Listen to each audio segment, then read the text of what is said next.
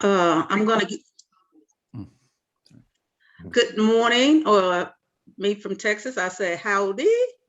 So glad to see everyone. We are recording for promotional and training purposes. And we're going to go around and ask each participant to about 30 seconds, give us feedback, and here are the questions you can speak on. Any questions or comments from the last session? How was your empathy buddy call? Or a short report from facilitating a empathy circle, if you did one this week. So who wants to go first? Okay, I will pick on people. Kendra? I'm sorry, I can't. Did someone raise their hand? Vicente raised his hand. Vince, okay, thank you. Sure. So yeah, I had a chance to facilitate a circle with teachers like last week and the week before. And in this one, I just made an experiment which I enjoyed, which was asking one of the teachers who had participated in two previous circles, if she wanted to facilitate the circle. And she did it beautifully. So that went well. Wow, all right. Zapata? Yeah, thank you. So I facilitated two empathy circles within my family itself. One is during the normal day. That went really well. People were really keen to understand. And another one I tried during the heated discussion, but that was keep going into people replying back what other person is trying to say. So I'm still learning on this, how to facilitate during the difficult situation.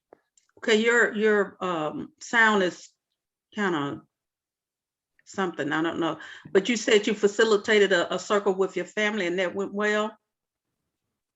Yeah, it went well, and it was a normal situation. But when it was a heated discussion, during that time, it was not quite well. So during that time, people were, they were speaking back. They were trying to reply back to each other. Yeah, I'm still yet to learn on this. All right. Well, 10 points for you for doing it. All right, Alfred. Hello, everybody.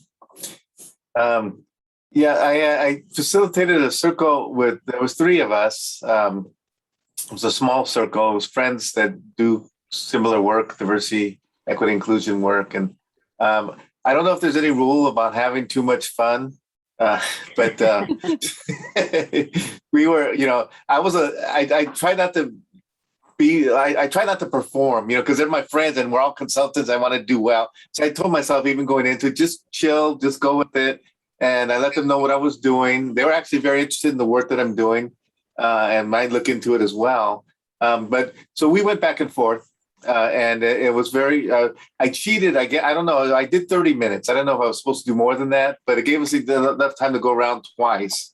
But it was very enjoyable. Great. Melissa? Yeah, hello, everyone. So yes, I did the buddy call. My buddy was Kathleen Young, and it was really wonderful. I think she's really very, very empathetic. She's amazing. So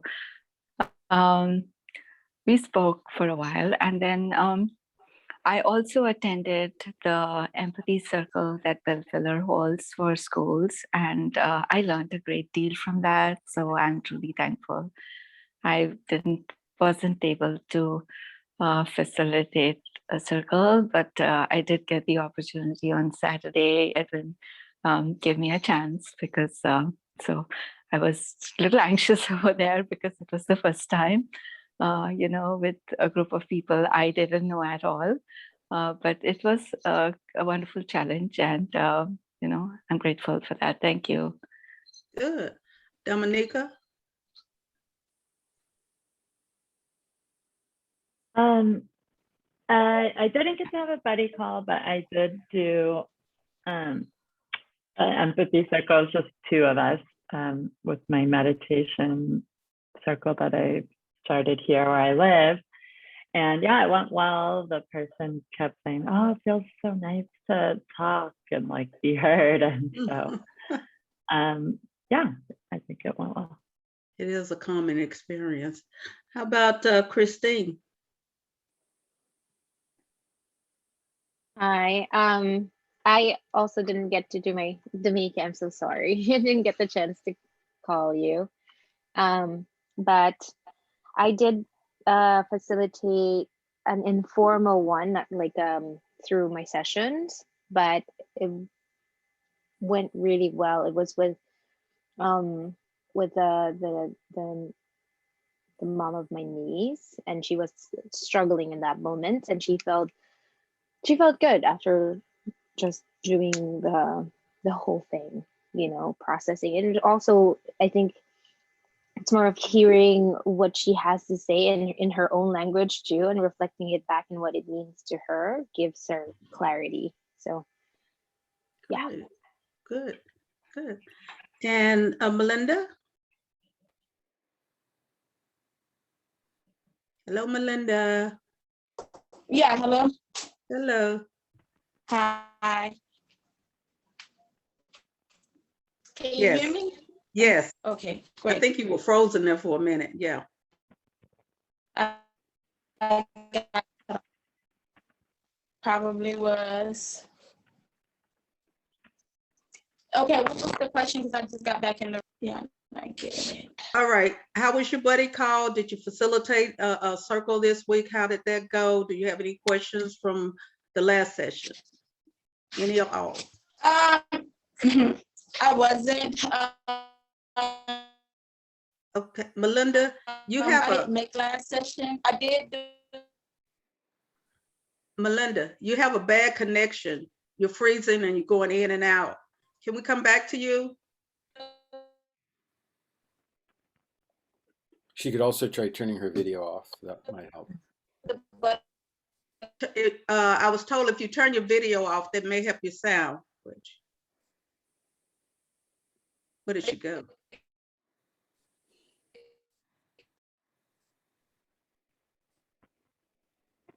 Okay, we're still not hearing you. We'll come back. We'll come back. Kendra? Hi, everyone. So I actually got to do an empathy circle with a client, and it was really, really good. I had 7 people in the group, but they were really, really interested and asked that I come back to the organization and do some others with some of their management team. So that was good. And then since I did not do my call last week, I got a chance to do my call with Linda, which was amazing. So I appreciate it. And then also my call that was scheduled to do this week last week was with Cynthia. And so I had a buddy call with Cynthia as well. So I had 2 buddy calls, and I had a productive empathy circle assignments being done. So it was really, really good. Right. Gary?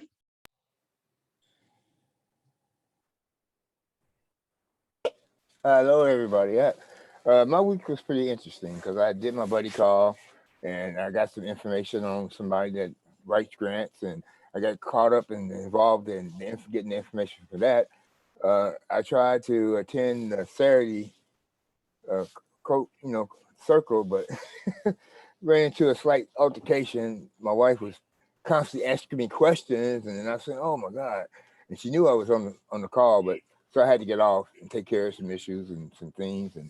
But my week was great. I didn't get a chance to sit down and have a full circle, but me and her had a circle. And that was pretty good.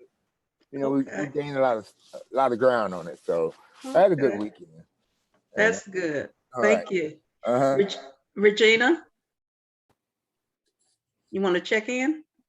Hi, can you guys hear me? Yes. Okay. Good morning, everybody. Yes, I this week was a little bittersweet. I had a memorial service to attend. I did reach out to my buddy, but I don't think I was able to catch him in time. I know he wasn't feeling very well. But interestingly enough, at the memorial service, I did end up having like somewhat of an impromptu empathy circle and conversation with 2 people. And they're interested in doing something again this week, but we took some time to kind of check in about how we felt about the loss we had occurred that had just happened and things that were going on in the workplace. So it really let me know that how many people are looking for this type of space. And so I'm very excited to be meeting up with them this week, and they're going to ask a couple people to join us. So that was pretty interesting and exciting. So somewhat of a bittersweet week. Great, great. Sally? Hi, it might be Hello. too bright. Yeah, I had a buddy call with Adelina, and that was pleasant. And I talked to Gary about grants a little bit, and so pretty good week. I seem to kind of get a little stressed out here and there about my house and selling it and getting that on board. So, and also I have a friend who, well, I guess I don't want to go into that, but he probably needs empathy in Yosemite, Merced River. There's like a red algae, and he hauled the people out. There was a family that died.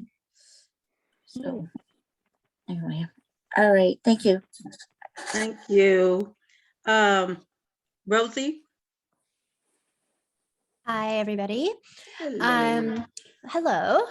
So I had my buddy call with Joelle before she realized that she could, I guess, yeah. So that was maybe the last time I got to talk to her formally as part of this program. And it was really great. Every time I have a buddy call, I shared with her actually that sometimes I don't feel in the mood for it. And that day it wasn't a great day. The week was kind of rough.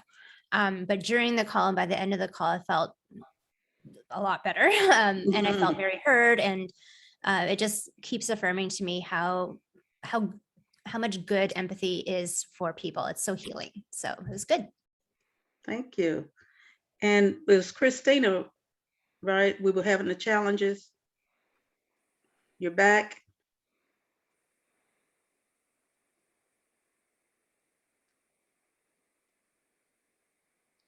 Was Christina? Christine, I'm sorry. You're muted. Hi. Good morning. Hi. I already went earlier. Oh, you did? Okay. Yeah. All right. Yep. Did I I get think it was Dr. Melinda. And is she back? I don't have her on my screen. I don't think so. She was having a really bad connection. Yeah. Something, so, Yeah. yeah. Do we have time? Yeah. Do we have time to get a check-in with the? I think so. Yeah, just 30 seconds. Just a quick Okay. for each. Yeah, I haven't, just so you know, I haven't gone yet. Oh, yeah. Kathleen? Yeah. Thanks. I met with Melissa and she mentioned my name, so that might be why you think I went. So thanks. Yeah, so I had a great buddy call with Melissa. It just is, it really shows how valuable this is. When you create the space to just really set aside the time to listen, you just find it so much common ground. And I imagine that happens with people that even don't have anything in common together. So that's really nice. I did a small empathy circle with one of my old friends, the one-on-one. I'm hoping to get into, there are these volunteer houses with 21 or 22-year-olds living together across the country. And I know someone who's affiliated with them and trying to get me in to do some of those there in some of the homes that are having some trouble, that they're newly living together. So I'm hoping that works out. So thanks. Great. Thank you for raising your hand. Yeah, sure. Okay. Celine? Yes, well, I definitely did an empathy circle, and it was Empathy Circle Plus. It was with a Spanish speaking group. And so I was also doing some of what Edwin does, and I'm not very good at that. trying to figure out minutes and numbers of minutes and numbers of participants and numbers of rooms and all of that was very challenging. And I totally forgot about my empathy buddy call, but I could have used it. And then was in another empathy circle later in the week with a very interesting theme. So that was very satisfying. And I'm happy to be here right now. Thank you. Okay. All right, Larry. Thank you, Linda. Yeah, I had a buddy call with Donnie, and we just explored so many topics related to empathy. It was wonderful. Everything from how we, human beings vocalize these A-I-O-U inflections, and with that we can communicate incredible ideas, and how there's also an intonation in our speech. And it's just amazing how we can encode an emotion or an intention in these vocalizations. So wonderful, wonderful call. Thank you. Anne? Yeah, thank you. I had my buddy for the training was Cassandra, and she wasn't well, so I didn't have that. But I had a buddy call with someone else who is an Empathy Circle facilitator, and again, being reminded how valuable that can be. And a good thing was that I've had 2 approaches this week for, could I please do an empathy circle for this group or that group? So that's nice. Great. Lou? Hi, I had a buddy call with Linda, and that was really delightful, getting to know her better and spend some time with her. And I'm just feeling really excited this morning to be here. I missed last week. So it's great to see you all again and look forward to time together. Okay. Before I speak or let Edwin, Edwin, go ahead. And then And there's tell us. also Bill. Yeah. Yeah. There's also Faithful. Faithful has joined us. Faithful. Yes, that's who I'm gonna get. Yeah, I see Faithful. Okay, yeah, so I'll just go real quick. Yeah, I did our Saturday empathy circle, and it was great to have a bunch of support there. Linda and others came to that, Bill, etc. Celine. And so it's great to come to that to practice. You get a chance to practice your facilitation in those Saturday groups. And I'm thinking about doing something called democracy circles. So empathy circles, but call it democracy, specifically for addressing democratic issues. Yeah, that's it. Thanks. Okay, Bill? Yeah, I had a great buddy call with Gary.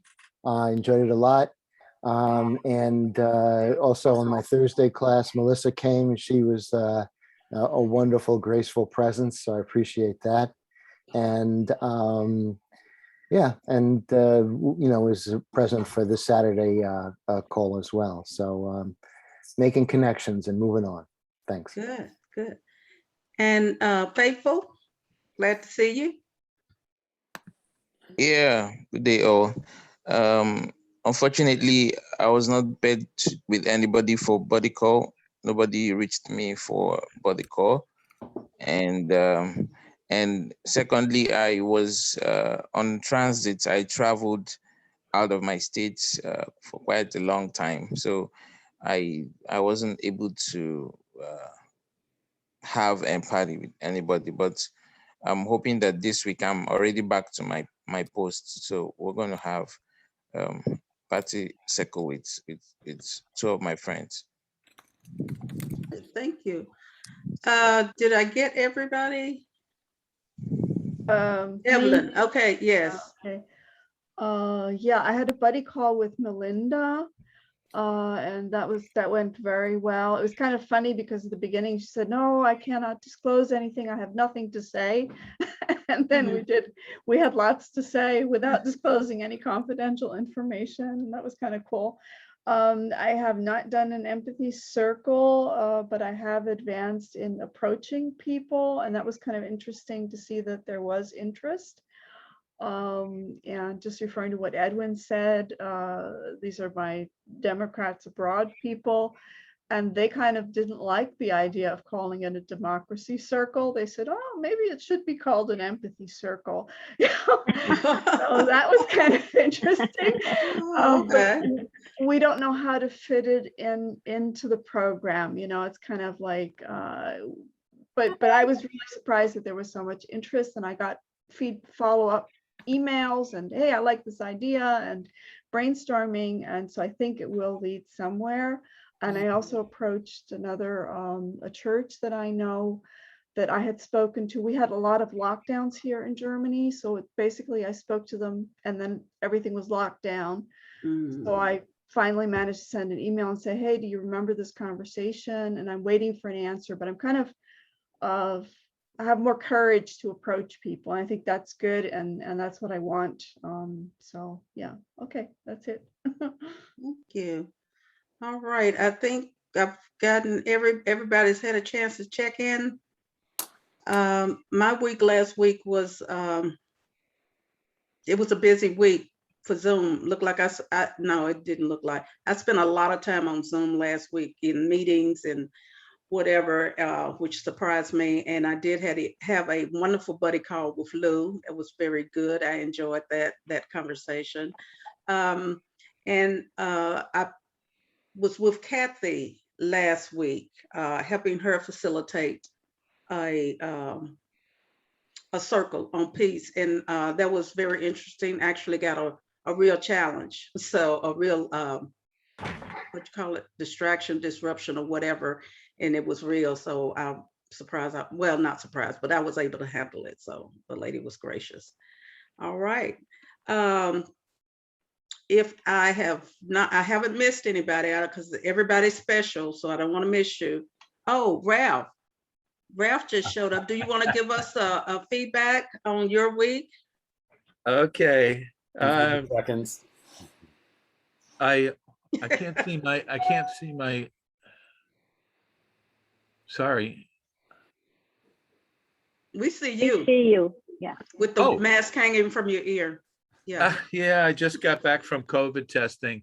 I live in a city where people live on lies. I don't know why I believe anybody. So when they said it's going to take this long, but we're erring on the side of caution, and I got a test.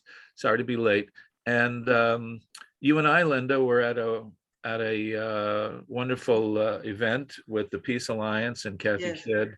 And that was really super. That kind of made my week, and I hope that becomes part of my life. And let's see, I continue to have this very special empathy circle with a friend of mine that has just achieved, in 50 years of knowing him, it's achieved in incredible depths of understanding and love. It's amazing. It just gets better and better. I'm sorry I didn't have my buddy call. I tried to, but I'm sure it's my fault, but didn't connect with them. And I'm still a little addlepated, so I'm going to stop right there. Thank you very much for your indulgence. I'm glad to see you, Ralph. All Great to right, see you I'm all. going to turn it over to Lou now. And I think it's Lou. Thanks. Yes, thanks, Linda. Okay, so now we're doing the section of the training where we provide some answers for the feedback that people gave in the feedback forms, and so answering questions. So there was a question in the feedback. Actually, there were multiple questions in the feedback form about disruptions to the circle, things that happen, and so that is part of what we are going to have an opportunity to practice again today. I know I wasn't here last week when you had that option also.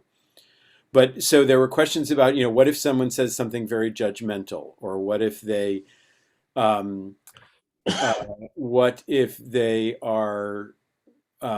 disregard the rules of the circle, or they are antagonistic or belligerent.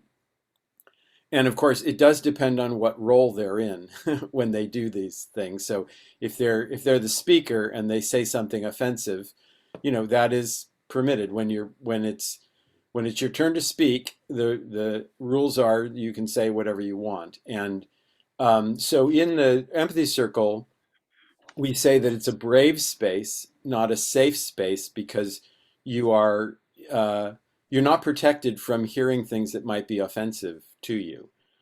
Now, if I will say that if you are holding circles that are focused on a sensitive topic or for a traumatized population, then you might want to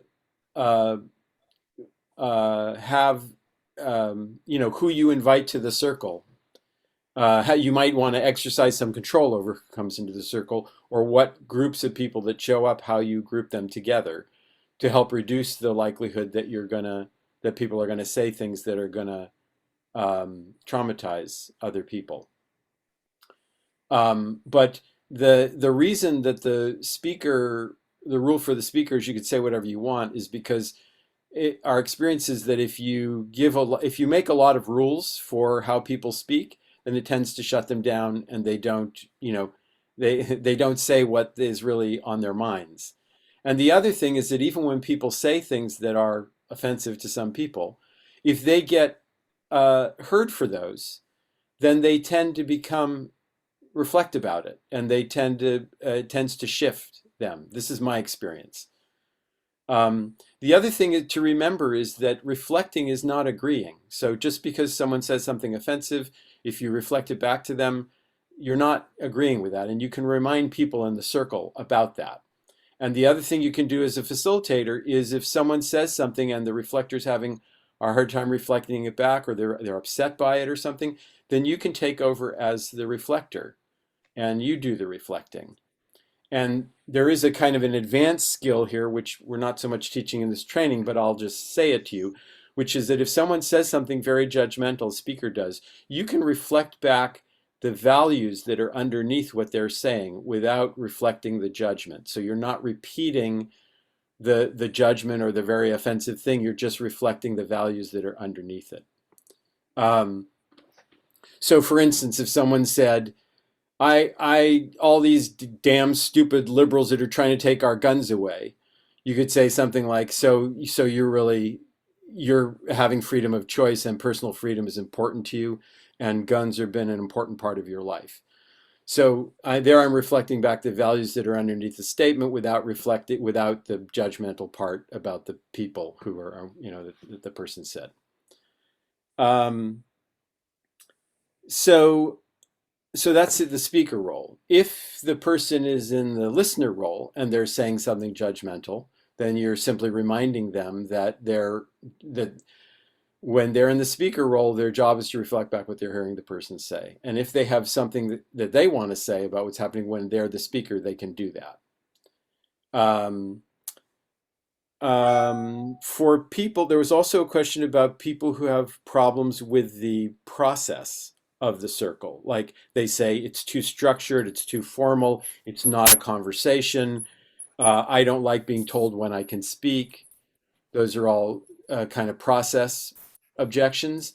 And the key there as a facilitator is to understand why the circle is structured the way it is, and to respond to the objections by saying what the value of doing the circle the way it is. So taking turns, timed turns, that's to enforce mutuality. And what happens in a, quote, normal conversation is some people speak a lot, other people don't speak very much, and not everyone gets heard. And so the structure of the circle makes sure that everybody gets a chance to speak and be heard, and that's one of the values of the circle. The fact that, let me see, what was one of the other ones? I don't like, I want a real conversation. So the empathy circle is not a conversation. So you can point out, well, this is not a conversation. If you're just wanting conversation, that's a different thing. This is a structured process where everybody gets a chance to speak and be heard to their satisfaction. And I say this a lot to people who are objecting for various reasons. I say, so I know this is really different than what you're used to, and it's uncomfortable, and that's okay. It is going to be uncomfortable because we're doing something different. But think of this as an experiment. Try it out. And I understand that you're feeling uncomfortable now. Kind of sit with it and try it, and let's return to how you're feeling at the end of the circle. And so inviting them into an experiment of trying something different, acknowledging that it is different, and then trying something different and say, I share my experience. This is, people usually get a lot out of this. So try it out and see what happens, see how it is for you. There was another question about language barriers. How do you deal with if people don't speak the language that is predominantly being used in the circle?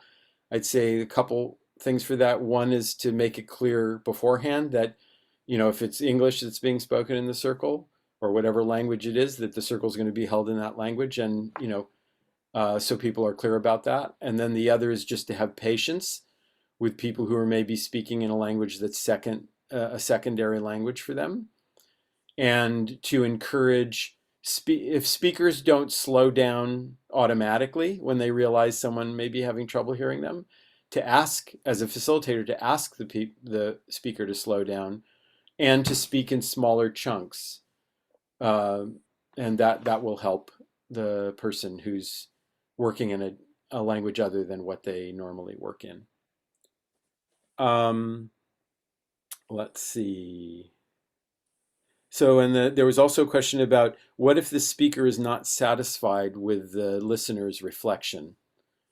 And that's where your role as facilitator is, if you want to give the speaker and the listener a little bit of time to work it out, but usually if the listener really misses an important part of what the speaker is saying 3 times, then the speaker is usually, 2 things will happen then. Either the speaker will get frustrated, and you can step in when you see that happening, you can step in as a facilitator and just add what's missing.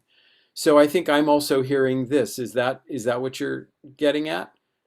And if the speaker says yes, then they maybe feel a little bit better, and then you can have the reflector go on, or you could take it over if you think the reflector is really not capable.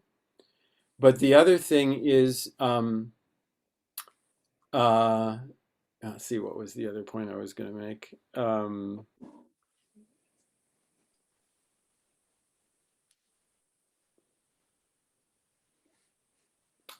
The other thing that will happen if the speaker is getting really frustrated is that the speaker will say, yeah, okay, yeah, I feel heard. And they'll stop talking, because it's very painful to be talking and then not be heard. So instead of saying, well, I don't feel heard, they'll just say, yeah, I feel heard. And if you see that happening, you might let that happen once, but I wouldn't let it happen more than once. And again, you want to step in as the facilitator and say, so I think I'm also hearing this. Is that something that you wanted to be heard for? And so that way, at least they are heard. They feel like that missing part has been added, and then go on and see what happens then in the next time it comes to it. Because what happens is, even listeners who maybe aren't so good at the beginning, by listening to other people reflect and having time to reflect on how they did, when it comes back to them, they may do better the second time. If they don't do better the second time and they're really struggling, then you have maybe more intervention to do, or as a facilitator. Okay, we're way past the time, so I'll stop there. And I'm handing it off to Larry. All right. Thank you, Lou. So today's session is devoted to each of you experiencing facilitating the breakout room empathy circles. The how-to is optional. The how-to is optional. This is all about practicing addressing challenges of the design. Each facilitator will set the challenge level they desire, none, low, or medium, and only the trainee or trainers will give the challenges. Each facilitator will set the topic. Each facilitator will keep time. We're recommending 3-minute times, and calmly handle any challenges. And we will end our breakout rooms with 30 minutes devoted to the debriefing in the main room. And, I don't know who I hand over to, or if there are any questions. Yeah, I'll take that. Thanks, Larry. I did post that, the notes there that you just mentioned into the chat. And we have, we're just going to lay out the rooms. One room is, let's see, Ralph is facilitating with support by Anne. Then there's Linda, room 2, supported by Celine. Bill, you'll be facilitating your own room because just because the way the numbers are, and the couple trainees had family emergencies. And then Evelyn will facilitate one room with Lou supporting, and then Larry will facilitate this. Will stay in the room here, and there'll just be 2 participants. Now I'll be here with you. And I'll give about a 15-minute heads up, if I remember, before the rooms close. So we have about an hour, just almost an hour and a half, a little bit less, hour and 25 minutes before we come back into the full room. So let's see you in the rooms. Here we go. Oh, was there something? What, Larry? Automatically? Will they just go into the rooms automatically? Just wondering. Yeah, well, you should be automatically go into the rooms. Yeah, thanks for that reminder. Thank you, Edwin. Okay, here we go. And so we're here with Vincenz and Regina. And the others should be moving automatically into their rooms. So Padla should be, yep, it should be moving into room 4, hopefully.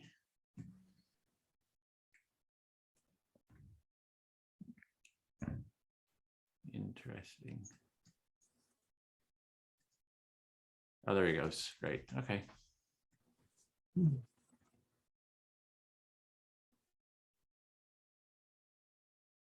It's Regina.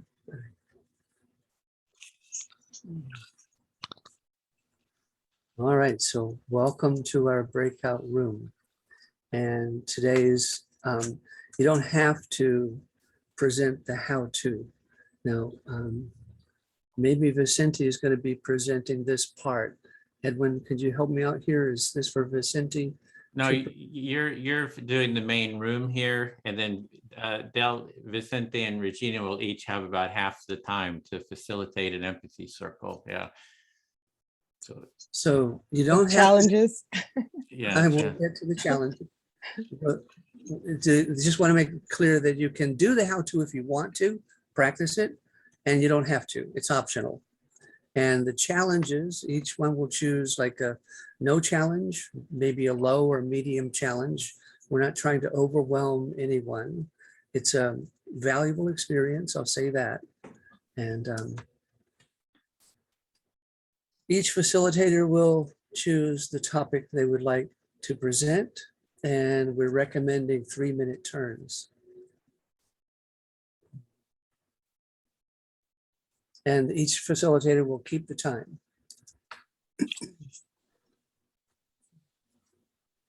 and the challenges can come from either you, Larry, or I.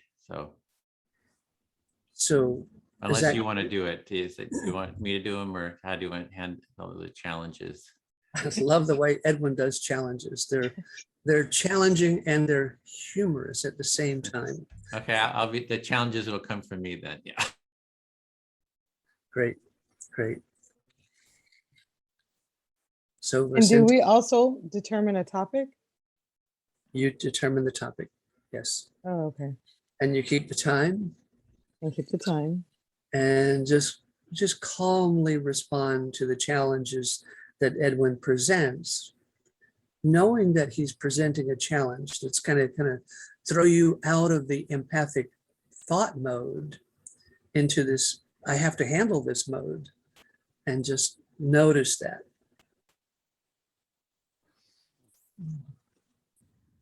Gotcha. Trying to think of a topic.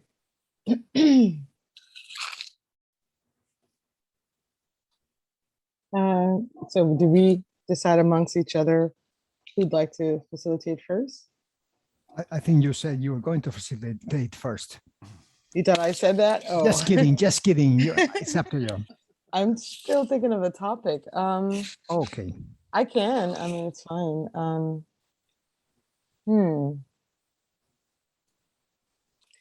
I think I have a topic. How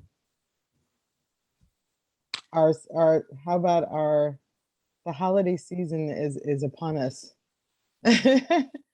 and your thoughts and feelings as we're getting out and about, but yet still, pretty much quarantining. But how do you feel about that we're already in the last quarter of 2021? Holiday season is the topic. And would you like to be the first facilitator? And Sure, I can be the first facilitator. And we said that we can, I'm sorry? Volunteer as the first listener, and then You're volunteering it. I'm sorry. There's a little bit of let me make sure. okay. I have work being done on the property and there's some sawing. So I have my headset in to minimize some of the sound. So let me just make sure you guys can hear me clearly because it's a little of a delay, Larry. So, so Larry, you just said, of course, we're volunteer. I picked a topic. We have 3 minutes.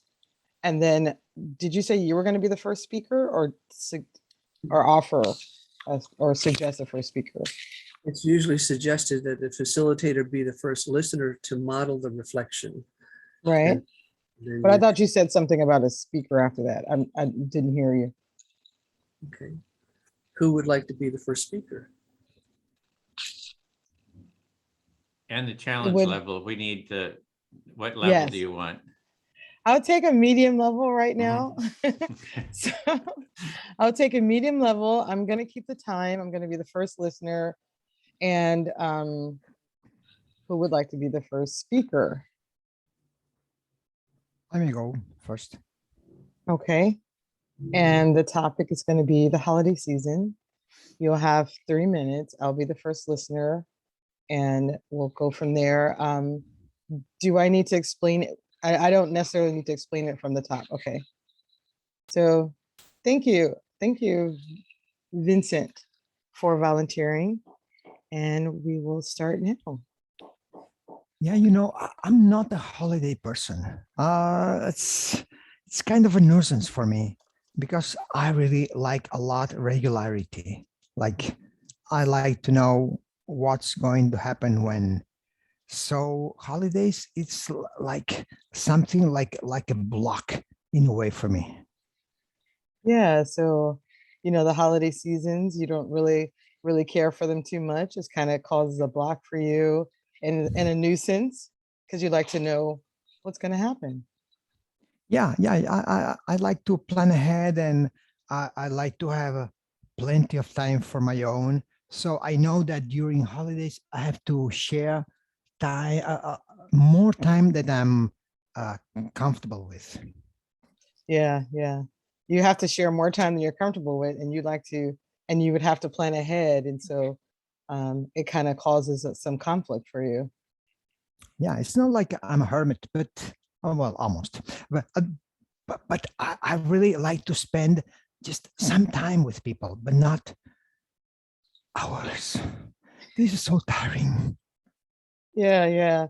You like people. You're not really like a hermit or that introverted, but the hours is what gets to you, the long lengths of time with people.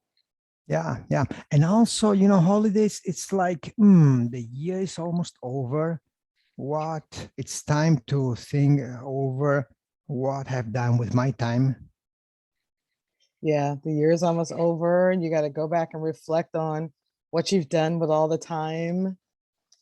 Yeah, so in a way, it's good because I get a clean slate for next year. So that's not bad, but still, it's still 3 more months. So let's use it. Let's use them. On one hand, you get to reflect back, you get a clean slate for the new year, but then you still have 3 more months. So you want to use it. You want to use it to your advantage or use it wisely. Yeah. So if I could have a wish, I would probably have no holidays, not the whole structure. I mean, I'm happy because one of my sons just wrote me that he's coming for Christmas, so I'll meet him personally. So it's not all bad, but still, he could still come, and we could not be on holidays. So on the one hand, you have someone coming, your son, that's going to be joyful, but just not all the structure, just without the structure in place for the last quarter. Yeah. So yeah, that's about it so far. Okay. So that's Thank about you. it so far. Yeah, Do you feel fully heard? definitely. Yes. I almost forgot to watch the time. I was like, oh wait, I'm timing this. It's 3 minutes. So I put the little note up. I didn't say how I was going to signify the time. But thank you for volunteering. Thank you. So I understand I'm the listener now. So who like to go next? And we did say a medium challenge, right? Because I didn't get a chance. Okay. Oh yeah. So you're the facilitator, so you'll get your challenge. Okay. So Was Regina the listener? I was a facilitator and the first listener. So the listener becomes the new speaker. Yes. Okay. Oh. It's okay. It's okay. We kind of become one in this empathic process. And who was speaking? Who was listening? I don't know. We were one. So Regina. Okay. So. And you could pick a listener, anyone. And you chose the topic, and it's up to you what the topic is. So you can continue with holidays or whatever is alive in you. Whatever you want to Yeah, talk. whatever it's. Yeah. So And do the 3-minute timer again. And I'll be doing the timer again. I'll still keep track of the time. Yes. And so reset. And so now, Vincent, you'll be the speaker, and you can choose a listener. Now my understanding that you are going to be the speaker. Oh, I'm going to be the speaker. Oh, we're not going to have. Okay, so you guys are not going to act. Okay, so I'll be the speaker now, and then I choose a listener, and then but I still will keep the time, and I'll still okay. So I'll be keeping the time and speaking. Okay, that's what's okay. Gotcha. And get the challenges. Right, of course. Yeah. While speaking. So I'm gonna stick with my topic of the holiday season, and I will pick. How about you? Be my listener, Vincent, and we'll excellent. Go from there. Okay. So and starting now. So I chose the topic of the holiday season because it's one of my favorite times of the year and favorite food. So I'm very excited about that. But at the same time, it's been just so much going on. It seems like every week there's a loss of some kind.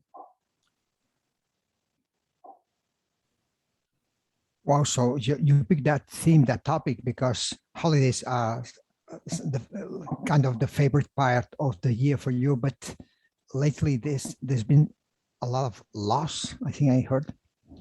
Yes, a lot of loss, and so it's very again bittersweet. It doesn't feel the same as last holiday season. Yet there's every day I feel like I hear bad news. So it's kind of bittersweet. It's not like last year, but still you're hearing bad news almost every day. Almost every day. There's so much going on at work. I work in a healthcare system. A lot of my friends are quitting, nurses and clinicians and even physicians. We've already lost 5 really good pediatricians. So you work on healthcare, and a lot of your friends and colleagues have been affected, and you have lost 5 pediatricians. Yes, really good ones, because the health system I work in is pretty much a community clinic, even though it's 3 hospitals and 4 clinics. It's huge, and it has a huge impact on the community that have been going there for many years. So it's like a community clinic, and it has a huge impact on the community. Yeah, I know Yes. how you feel. Like we've been having that in our community too. It's just things are really falling apart here. So Yeah, I can really yeah. identify with that. Edwin, thank you. Thank you Uh-huh. so much. I'm so glad that you're feeling passionate about this, but you can speak about that when it's your turn to speak, if you don't mind. Oh, yeah, oh, sure. Okay. I'm the active speaker right now. Thank you. Yeah, it's really hard, and you have a lot of that, a lot of passionate people, a lot of passionate community members, as well as the political piece of that, at the local community level, political level, the board of supervisors. There's just so much going on. So you have very passionate people there, and also there is like a political side, administrators. I'm not sure if I heard correctly. Yeah, you did. Yeah, it just all of these people, it's just a lot of push and pull and turmoil and chaos, basically. So the environment is quite chaotic now. Very chaotic. Thank you. And that's time. Thank you, Vicente. Sure, my pleasure. Even a few seconds over, but I'm trying to talk and worried about what's gonna come next. But thank you. Okay. So now now that I was a speaker and a listener, and you were a speaker and a listener, would any of you two like to volunteer to be the next speaker and choose a listener? How about Vincenti was the listener, so he becomes the new speaker. Oh, okay. So we're just gonna go back and forth with him and I. Yeah. Oh, okay. Oh, okay. I thought we were gonna. You choose whoever you want. You want to kind of spread it around here a little bit. So Well, we could choose Larry or Edwin too. yeah, that'd be best. Okay. Okay, But- Larry. How? I think Vicente will be the speaker. You'll be the speaker, Yeah. He'll make the choice. Now, and then you so, can choose the. yeah, and I'm choosing Larry to be Okay. my listener. Okay, That's I'm gonna okay. keep the time. Thank you. And Yeah, so I hear Regina like saying that, yeah, there's this bittersweet component. Like she really likes and loves holidays, but there's so much going on. So maybe she's not even sure what kind of holidays she's going to have. But these are my thoughts now. Thank you, Vicente. I hear you kind of reflecting Regina's experience of holidays and how usually they're cheerful and happy and family get-togethers, things like that. And this year it's bittersweet. It's there's so many hardships and tragedies coming at us that it just doesn't feel like the regular holidays. Yeah. So yeah, there's something about holidays. I remember my mother saying, my mother died a few years ago, and I remember her saying every year, like, it doesn't look like holidays anymore. It was, I don't know. I guess at some point in time, it did look at holidays, but yeah, and every time she said that, I thought it's true, because like life seems to go on like normally in a way. So Vicente, I hear you recalling your mom who passed away just a few years ago, that several times when the holidays would come, she would make the comment, it just doesn't look like the holidays. And Yeah, then you're and this might be coming in your future. I think you're saying that it might look like that. I don't know. no, I felt that at the moment she said it. It was like, yes, everything's so normal. I see cars and people walking. I don't know. It's just normal. It's not like in the movies, like there's snow and carriages and bells. I don't know, something, I don't know. So yeah, it's like artificial in a way. So Vicente, I hear you saying that, you look out the window and it just looks like another day, cars and traffic, and it's kind of not like the movies where there's just gentle snow falling and Christmas bells and all of the things that are presented in Hollywood style. Yeah. And then there is this strange thing that we have been celebrating for the last like 10 years. Halloween. What is that? It's really weird that we keep celebrating things that are not our holidays. It's very strange. And Vicente, I'll just do this last reflection and think of, I saw the time indicator. And then there's this holiday we call Halloween. What are we really celebrating? It's such a strange thing that we're celebrating this. What is it really? Thank you. Thank you for finishing that thought.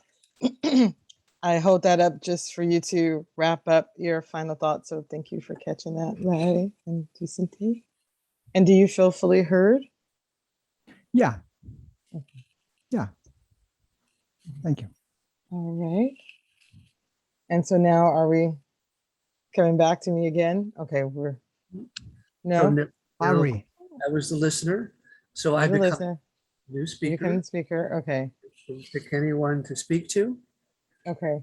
Okay, and on any topic. And okay. Did I choose Edwin? Would that be okay? And Sure, I'm listening.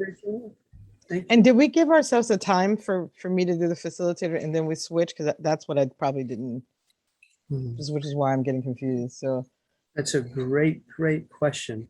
I did initially set a 20-minute timer, which is down to about 5 minutes. Okay. Great question. Then we would flip and alternate roles.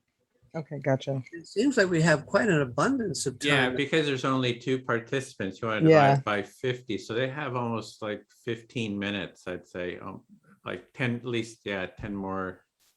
Yeah, you got to divide it by half because we only have 2 participants. Okay. So instead of 20, how about if we do 30? Would that be a good approximation? We just don't want to run out of time. That's the worst. So I'll add 10 to the current 20-minute timer, which will boost us up to 30. Okay. Okay. So now I'm still keeping time then. And you can speak about whatever you'd like to speak about or what's coming up for you or the topic at hand. And then you'll pick your listener. Thank you, Regina. Okay. You'll start a 3-minute timer and I would like to speak to Edwin, if that's okay. Yep, I'm listening.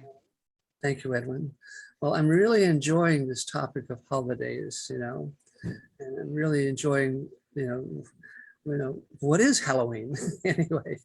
And I really enjoyed what Vicente was sharing about, isn't every day a holiday, just being glad to be alive? Isn't it funny that we have these, for thousands of years, these rituals of the day that we can celebrate and be happy. And the rest of the days are just ordinary. So you're really liking this topic and sort of identifying with what Vincent has said that, isn't every day that kind of like special? And I think that's what you're saying. Yeah, every day. Why not just celebrate every day? And we've had these rituals for so long of making some days special. I guess it's just a curious part of our culture that we do these things. Yeah, I have the same feeling. It's like, why are all these special days out there? Why don't we just, just kind of ignore all that and just see every day as a special day? I think that would be really a good idea to do. So I'm kind of there with you, Larry, that I think we ought to just do away with all the holidays. I think there'd be kind of a revolution, though, with if there was, because people would just upset. I see you holding something up. Does that Edwin, mean something? Thank you. I'm so grateful for your passionate reflections, but we kind of want to speak from the speaker's perspective and not from our own eye Oh, perspectives. oh, So okay, just if I you can forgot. reflect back Oh, Larry's just reflect sentiments. what he's saying, not kind of what I'm thinking. So Yes. I forgot about that. Yeah. Thank you so much. So I forgot what you were saying, Larry. I was so excited about my own comments, thoughts. I forgot what you were saying. Oh, so I do love holidays. I love Christmas. I love the celebrations. And like Regina's saying, you know, I don't think any of us alive have ever been through a pandemic before. So we're experiencing some tragedies in never before experienced ways. So you really see that because of this pandemic, we've never experienced it. So it's just bringing up a lot of tragedy. You're just seeing a lot of tragedies here. Yeah, so then I just come right back to, we never know what the future is going to be. So why not celebrate every day like it's a gift to celebrate? Yeah, we never know what's going to be happening, and that maybe we should just celebrate every day like it's a special gift. And thank you, Edwin. and I think that's your time. So, okay, well, great. I'll speak to Regina then. Okay. Yeah, about the holidays. What I don't like about like Christmas and all that is like all the responsibility of gifts, and you have to get even gifts. Like somebody gives you something, you got to give them. It's just all this thinking about the gifts and stuff. It's very exhausting. Yeah, what you don't like about it is, and what makes it exhausting is all this thinking, and you have to get gifts and you have to do all this processing, and it kind of becomes work. Yeah. And so in our family, we've sort of cut it down. We just get some gifts for the nephews and nieces, you know, for the kids. I guess, yeah. So that we don't give gifts anymore. So I'm glad that sort of simplified life a bit. So I kind of appreciate that. Yeah, so your family kind of took note of that, and you guys came to the conclusion of just pretty much celebrating it for the kids and the nieces, and it made it a lot easier for you guys. Yeah, we probably won't get together with my family because a lot of them are anti-vaxxers. So my partner Joan doesn't want to get together with them if they haven't had their shots, their vaccines. So that adds a whole nother level now, right? For Christmas, you're going to get together with people who haven't had. Well, we're not going to get together with them, I think. So that adds another level of, frustration and so discontinuity and aggravation and complication. Yeah, maybe it's just complication.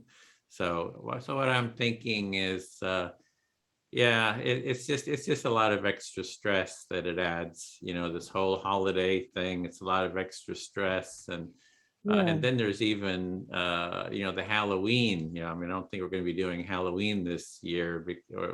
We haven't done it for a while, so it's like you don't really want to be having the kids and all that kind of stuff becoming. Yeah. Can I have you just pause for a minute? Oh, Let me just make sure I can get everything that you're saying, about, there being like that extra level added right now to this year, because, you have your partner, and, there's this issue around who's vaccinated, who's not vaccinated, which adds to kind of like the frustration and a lot of the back and forth and that extra level of kind of heaviness now this year. Yeah. Did I get that right? That's exactly right. Yeah, that's spot on. Yeah, thanks. Yeah, I feel really understood. So I feel heard. I don't have anything else to say. Okay, thank you, Ellen. And you had 10 seconds to spare. I'm trying not to laugh. 10 seconds. I want my 10 seconds. You want your 10 seconds? No, I'm just kidding. I think I used it up. I used up my 10 seconds asking for 10 seconds. I was like, okay, now he's rambling. But yes, these challenges, I'm sweating a little bit. Thank you so much, Edwin. And so now you were the last speaker. Would you, so now you're going to be a listener, and then is it back to me now? Are we kind of going around this square now? Okay. So I'll be the speaker again, and I'll pick a listener. Okay. So I'm going to stick with my topic, and I'm going to ask Edwin to be my listener. Okay, I'm listening. Yeah, so back to the holidays. I kind of want to speak to a little bit what you're saying. That does add this extra level of kind of the bittersweetness to it, because now there is a party coming up for a family friend, and she's asking that everyone is vaccinated who comes to the party. Yeah, so you're sort of adding to what I was saying, just that you have a similar situation where your friend is having a party and she's asking that everyone be vaccinated. Yes, and it's very interesting to me because her house, she has a pool and outside, and it's like, why would you require that when you know, a lot of people aren't going to come? So you're like wondering, hey, you have a lot of space there, pool and outside area. So why are you going to be making that a requirement when you know people aren't going to show up? So kind of sitting with that question. Yeah, exactly. And so that adds to this whole, the one thing for me looking forward to, lots of holiday parties and getting dressed up and having a lot of fun. Now this whole piece, along with every other day hearing about a loss. Yeah, so you've got another piece of stress maybe that it's like, oh, now it sounds like you enjoy parties and getting out to those parties, and now it's all complicated because you like to dress up and go out there and kind of enjoy it. And so this is adding another, on top of all the sadness that you're experiencing, now you got this kind of a stress. Yeah, now I have this kind of stress. And of course, society, everything is like a microcosm, but it's interfering with the big dance off that we usually have. We have a competition to have every year. Yeah, so it sounds like you enjoy dancing. You're looking forward to that dance off, and now that's, yeah, it sounds like that's in question. Yeah, so it's like canceling Christmas now, check that off, not happening. Yeah, check off the dance, check off Christmas, like all this stuff's not kind of happening now. So maybe feeling some disappointment.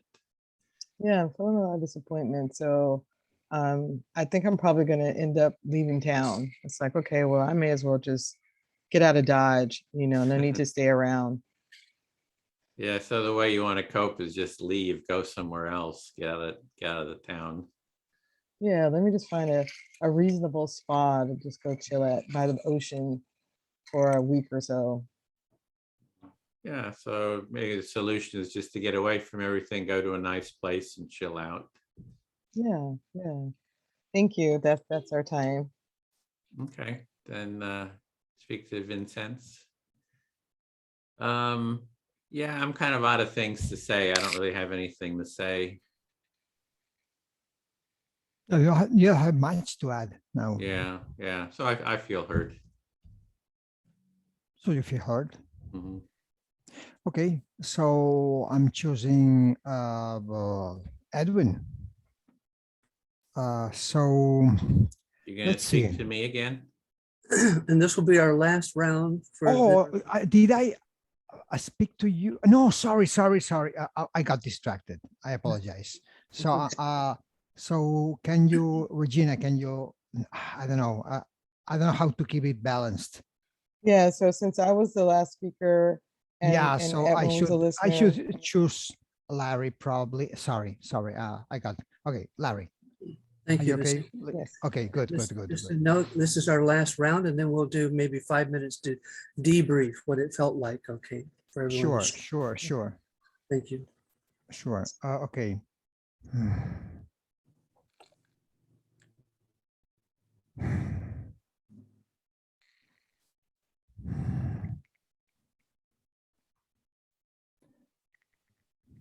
So,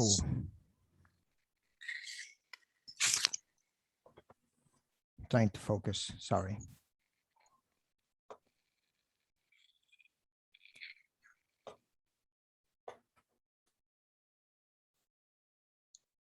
Yeah. I heard this this thing Edwin mentioned before about the gifts, and I haven't been giving. I have not given. Sorry, I haven't given gifts for a long time now.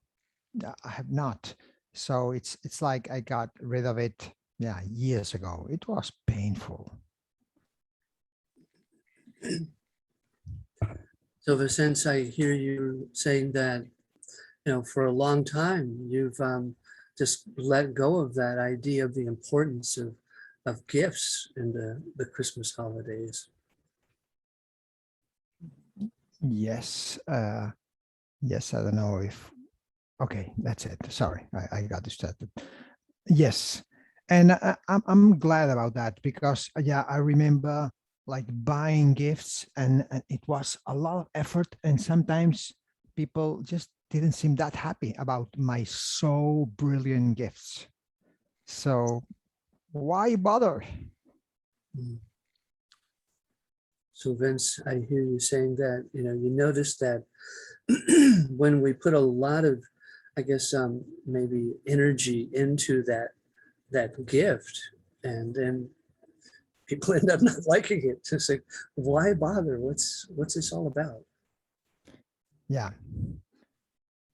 So I don't know, maybe I should ask some advice to Regina because I see she does love holidays, and I could take some of her spirit because I don't know, I remember like almost forever I've been thinking this, like again this. Vince, I hear you kind of speculating that, maybe you should ask some advice from Regina because she has this holiday spirit. Maybe she could, I think you're saying, guide you in some way to that, just what doesn't appear to,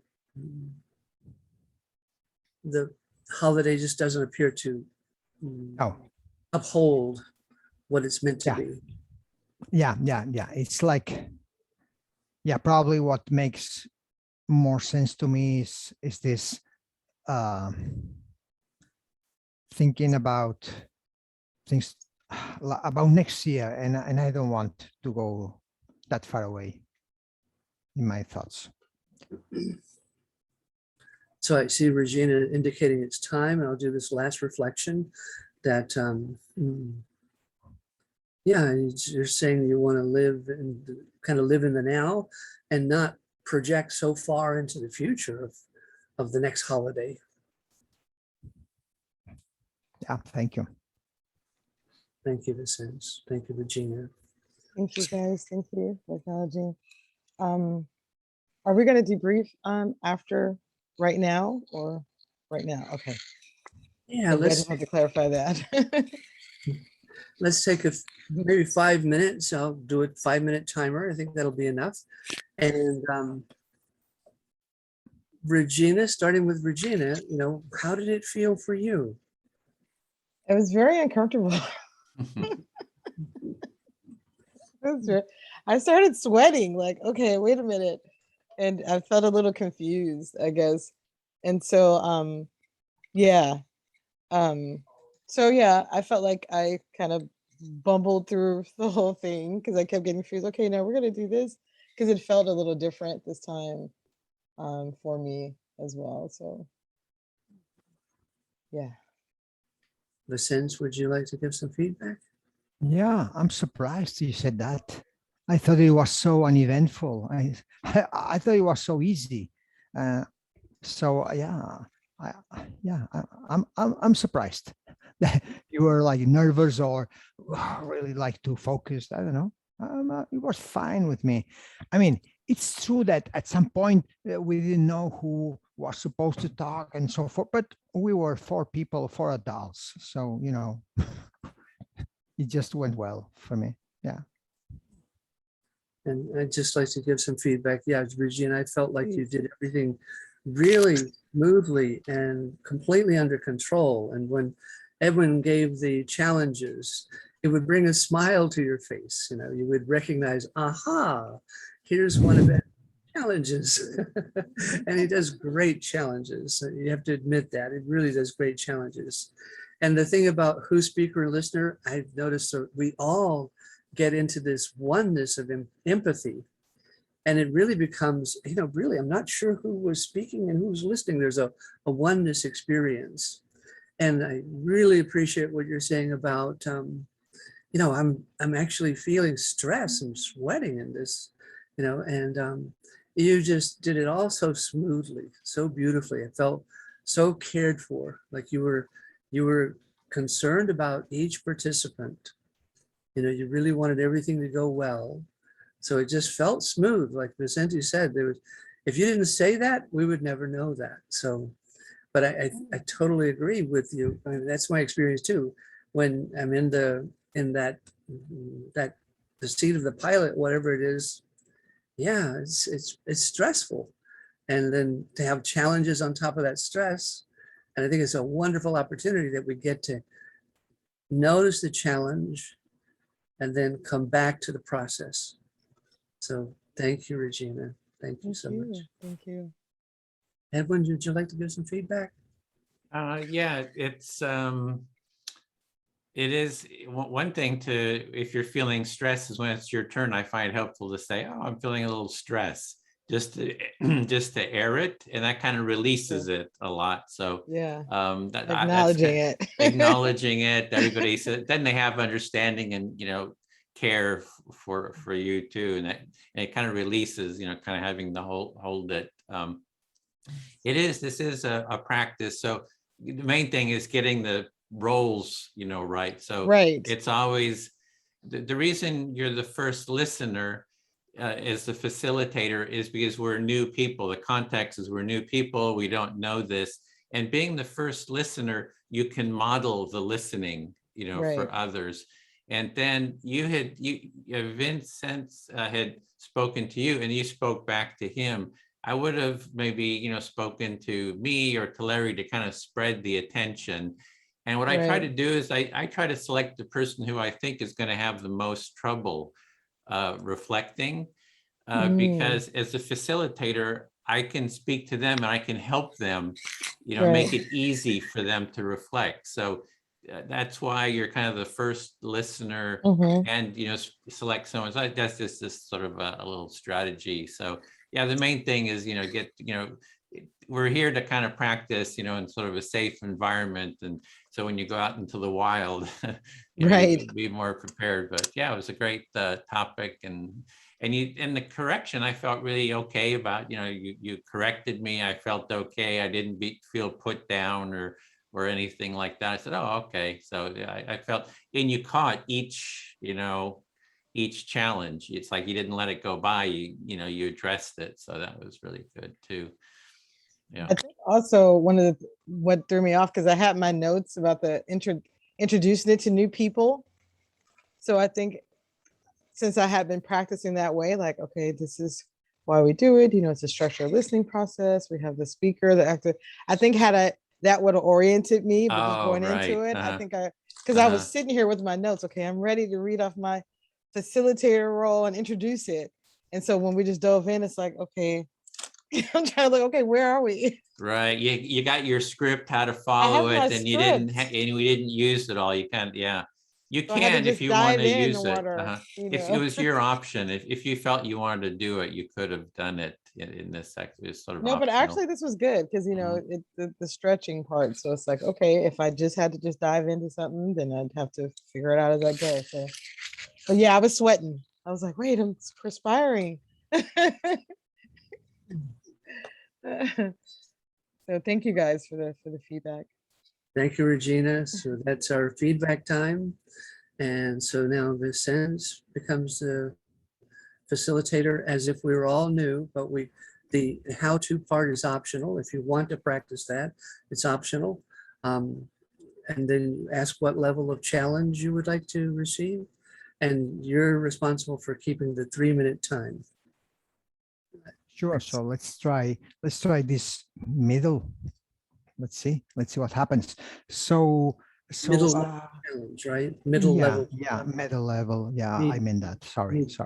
So yeah, so I'm wondering if maybe we could talk about, something that bothers me a bit, which is in parenting, and also I see that in schools, there is like some people stress a lot, like the I instead of the we, and I see like I don't know, a conflict, like kids being students, kids being educate, yeah, raised more like in a individualistic way instead of in a more community, like being part of a community. And I'm not sure what's best. I don't know. So I like to know. I think maybe we could talk. Maybe it's too complicated. Let me know, or too, I don't know, abstract. But I like to know about what you think about. Should we raise our kids like more like to be like in to put to favor freedom, or to favor like responsibility towards society? So individuality, community. I don't know if that resonates with you. So if it resonates with you, I like to hear what you think about that. So who would you like to volunteer? So the topic then, if I summarize, it's looking at education and whether or not we should influence the developmental years of children to identify with the individual, the I, or the community, the we. Is that the summary? Or clarify, please. That's the topic. Yeah. Sorry, maybe it should. Yeah, it's more or less like that. So yeah, I would say, should we favor more the individual, the I or the we? Let's keep it this way, and let's see what happens. Maybe a disaster. We'll see. So if it doesn't work, I'll change the subject. Or so you'll keep the time. Yes. Are there any questions on the topic? So I'll be the listener now. So who would like to start? Well, would anybody would like to start at any point?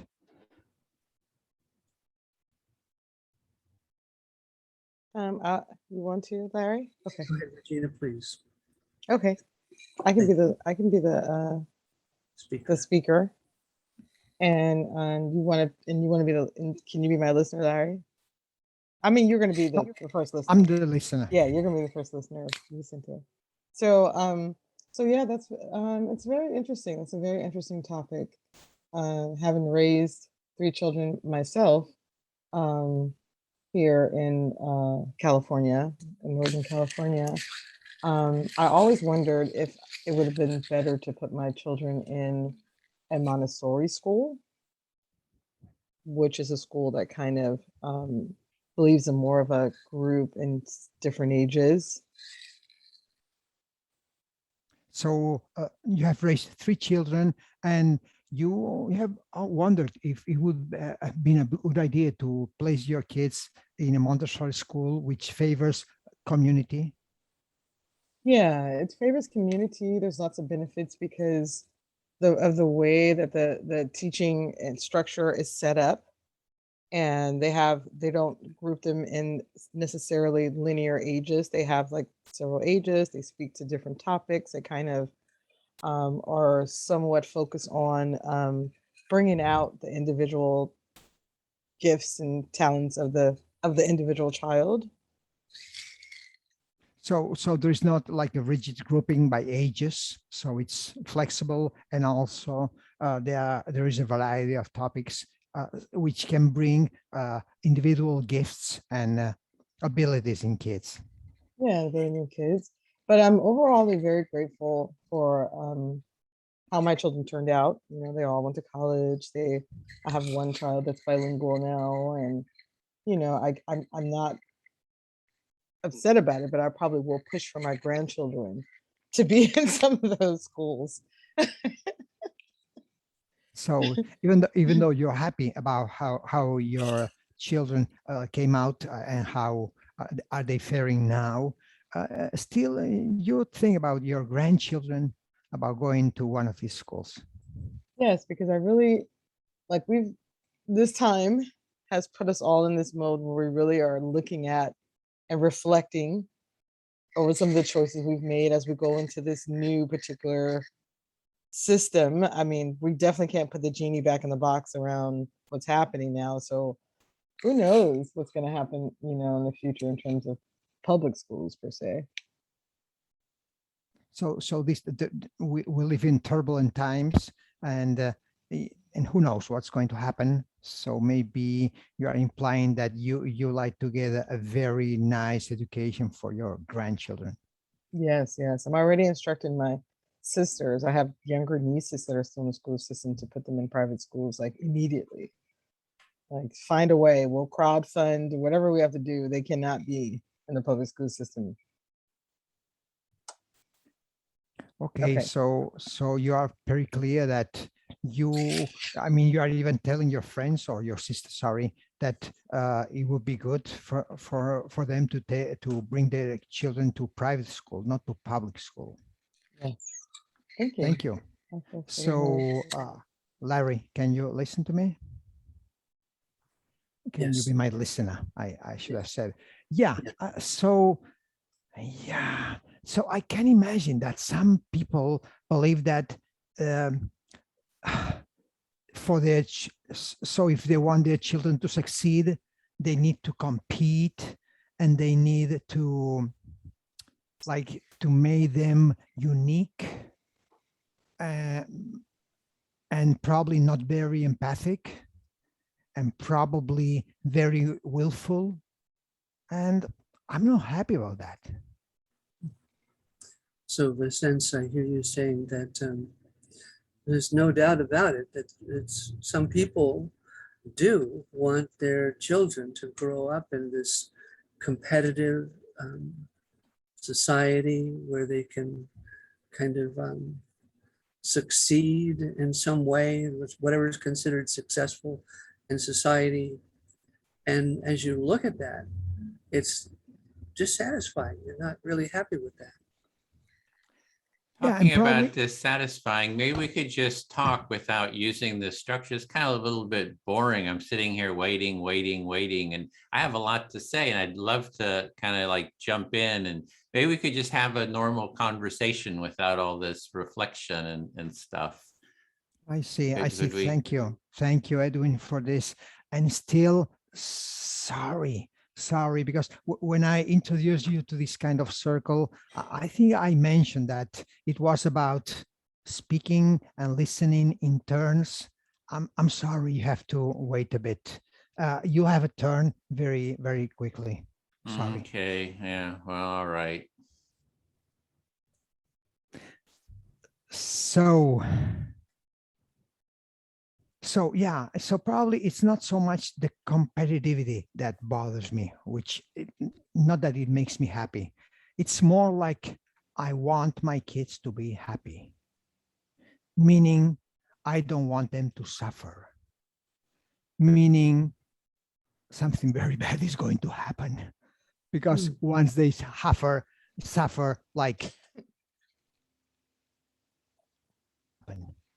that really bothers me. That really worries me. So in a sense, I hear you clarifying, it's not so much about the competition, it's just that the parent having this idea that the child should never suffer. And if they suffer just a little bit, that's not okay. Yeah. And I read every day, like mental health problems are raising a lot, and people are confused. They say this is about, I don't know. And I don't know why they are not looking into this. And you read that it's being reported that the mental health issues, problems are going up and up and up. And, why is no one paying attention to this? Yeah, thank you. I feel fully heard. And my time is over. Thank you, Vince. All right, so I become the new speaker. And Regina, can I speak to you? Yes. I haven't had a chance to talk yet. How come? I mean, everybody's getting to speak and listen, and I'm just sitting here doing nothing. I don't really like this process. It's like I get kind of left out.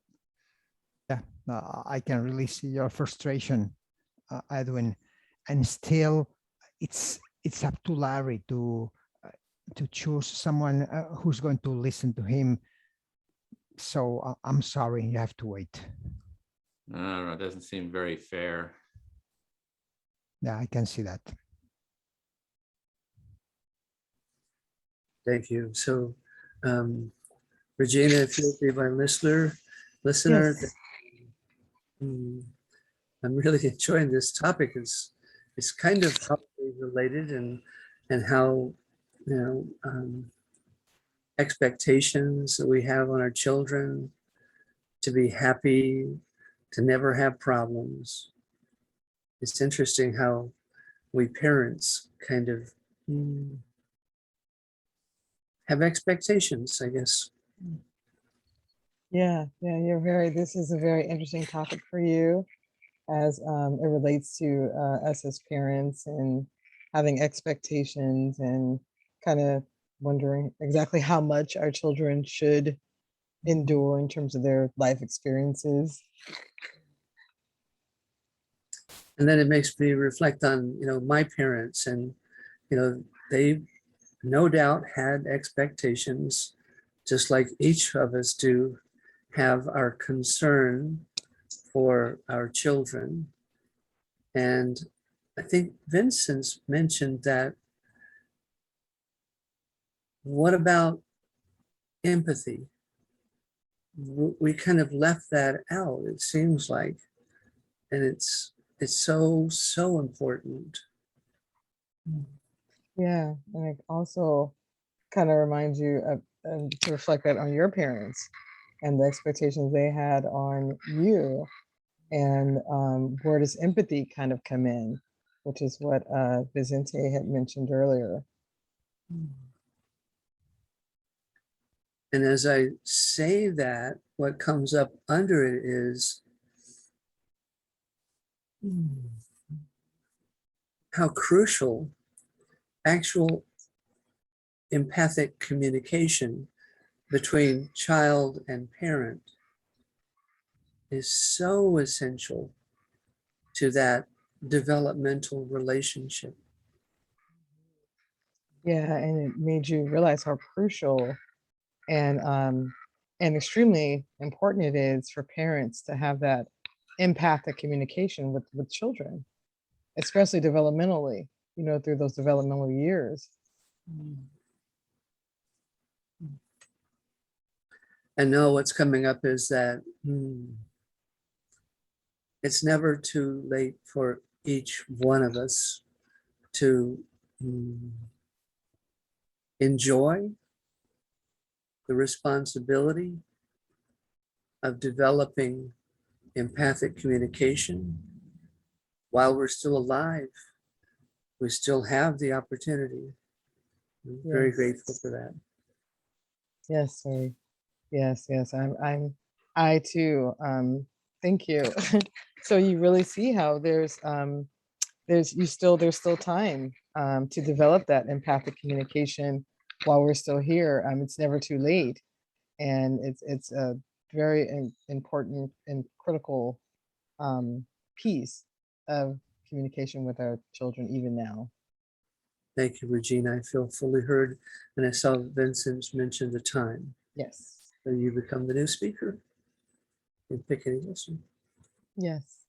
I'm gonna Edwin, can you be my listener? Finally, man, it's been sitting here waiting, finally getting to speak. Like, yeah. Okay.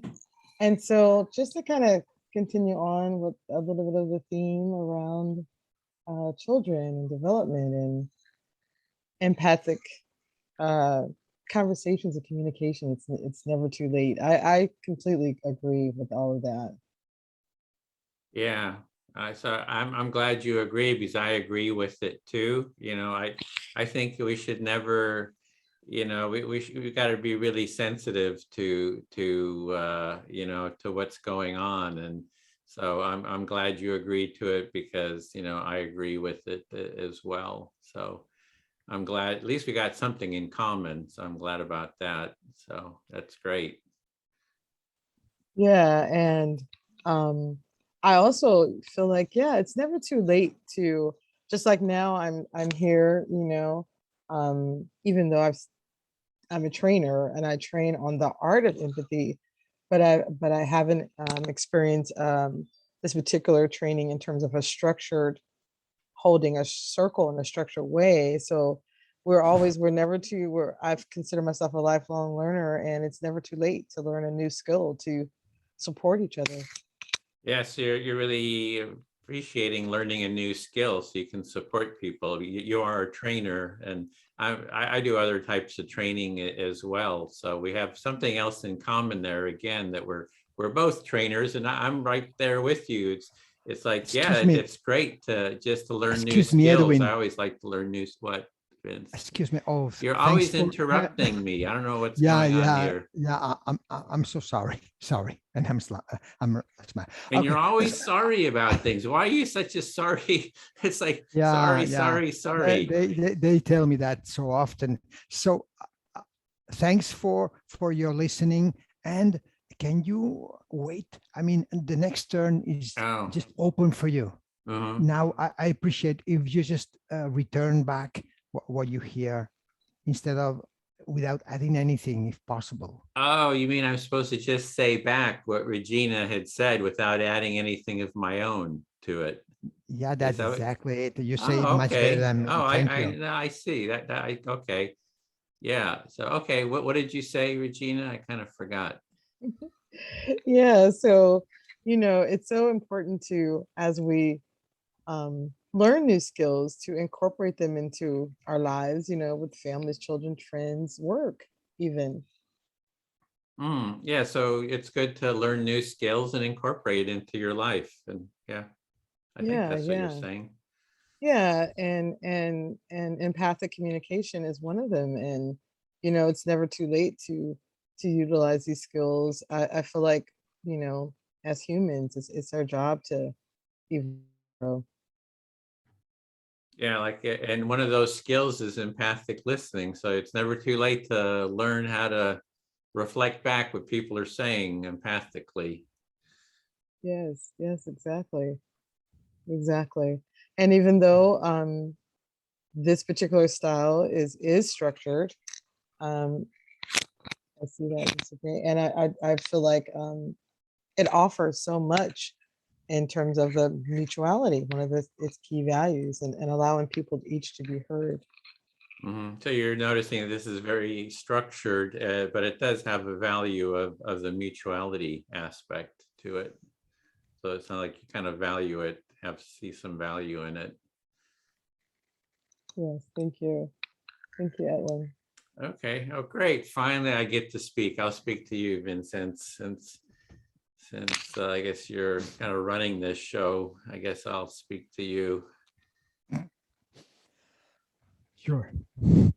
Okay, great. Yeah, it's been a bit stressful, kind of this whole thing, trying to kind of learn how to do all this has been kind of stressful, because I like to speak, and it seems like I was kind of being ignored here.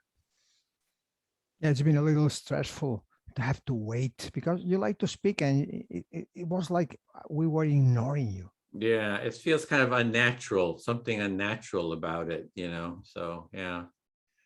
Yeah, it doesn't feel like natural for you. Yeah, exactly. Yeah, it doesn't feel natural, exactly. But in terms of teaching community versus individualistic, I think this kind of process, I'm starting to get the hang of it. And I think that this process kind of has an individual aspect to it, but also has a community aspect. So we're kind of doing both in this process. So as I kind of learn more about this process, I think it's sort of addressing what your concerns are. Yeah, so in this process, we are kind of dealing with both at the same time, in the individual and the community aspect. So Yeah. it addresses this issue. Yeah, because you want to be able to have your own individual ideas and stuff, and not, be suppressed. You can't have free speech and all that, but you also want to be sensitive to what other people are doing, and so you kind of want to have both, some way of sort of maintaining both. It's not like individualistic or community. It's, how do you kind of have a space for both of them? And I can kind of see this process kind of helps with that. Yeah, so both are equally important. Both are necessary, and this process takes care of both. People are willing to express themselves freely, and also there is this community aspect of listening and reflecting together. Yes, I really wonder, like, if you had a whole school or your whole class, like if all the students were doing this and the teachers, what would happen in the school, right? If all the students were learning how to facilitate this, and they're all learning to listen, they can all express themselves, but they're also aware of what other people are feeling. So I'm just I think that'd be great if it was in the schools. Yeah. So good job, good thing for you to do. You can put it into your school.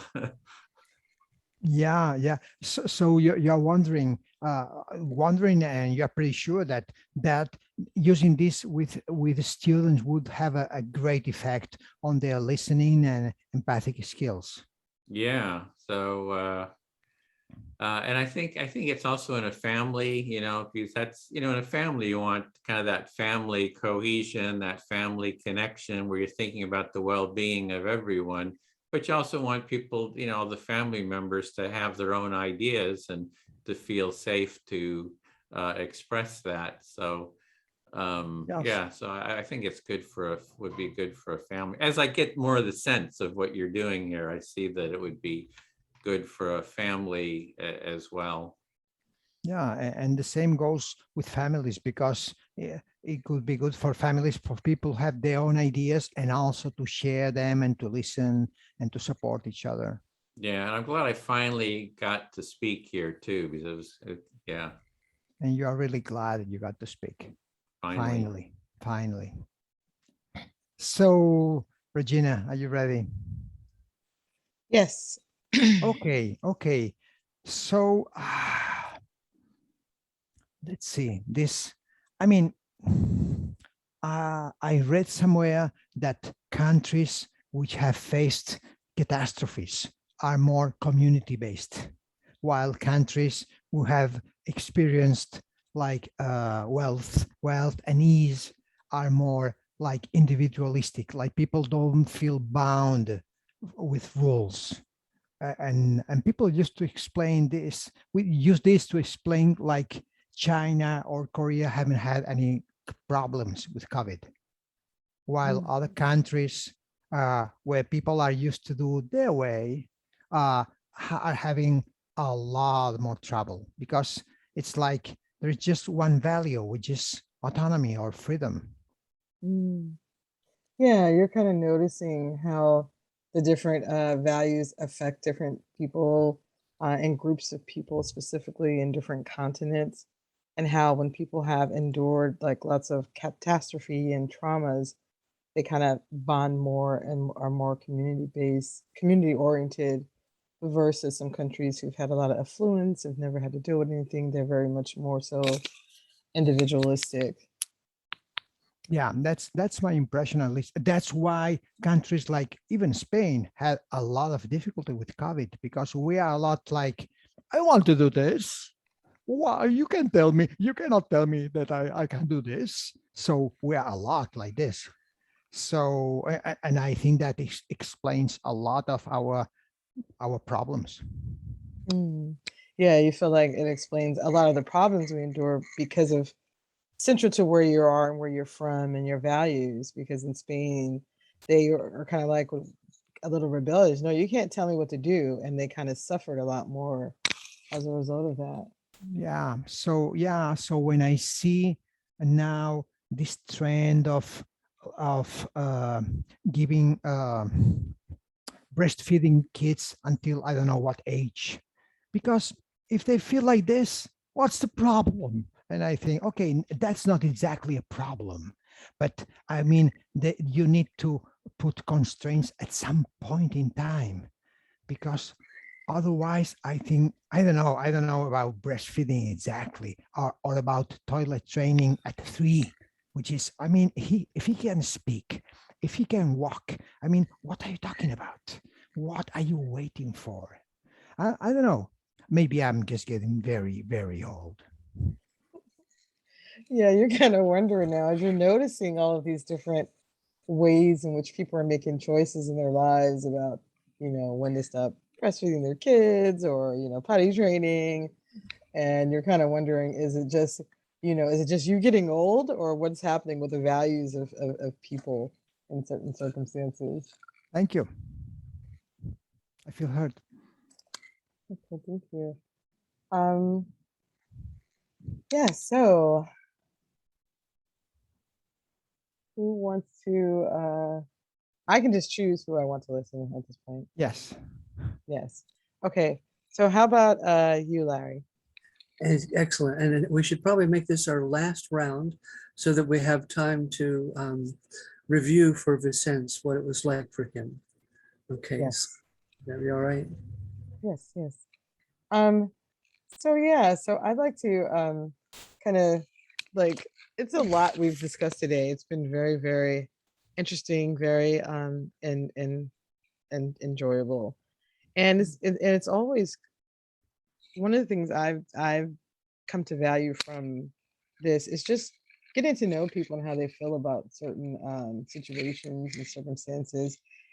It's structured, yet it does feel like a conversation.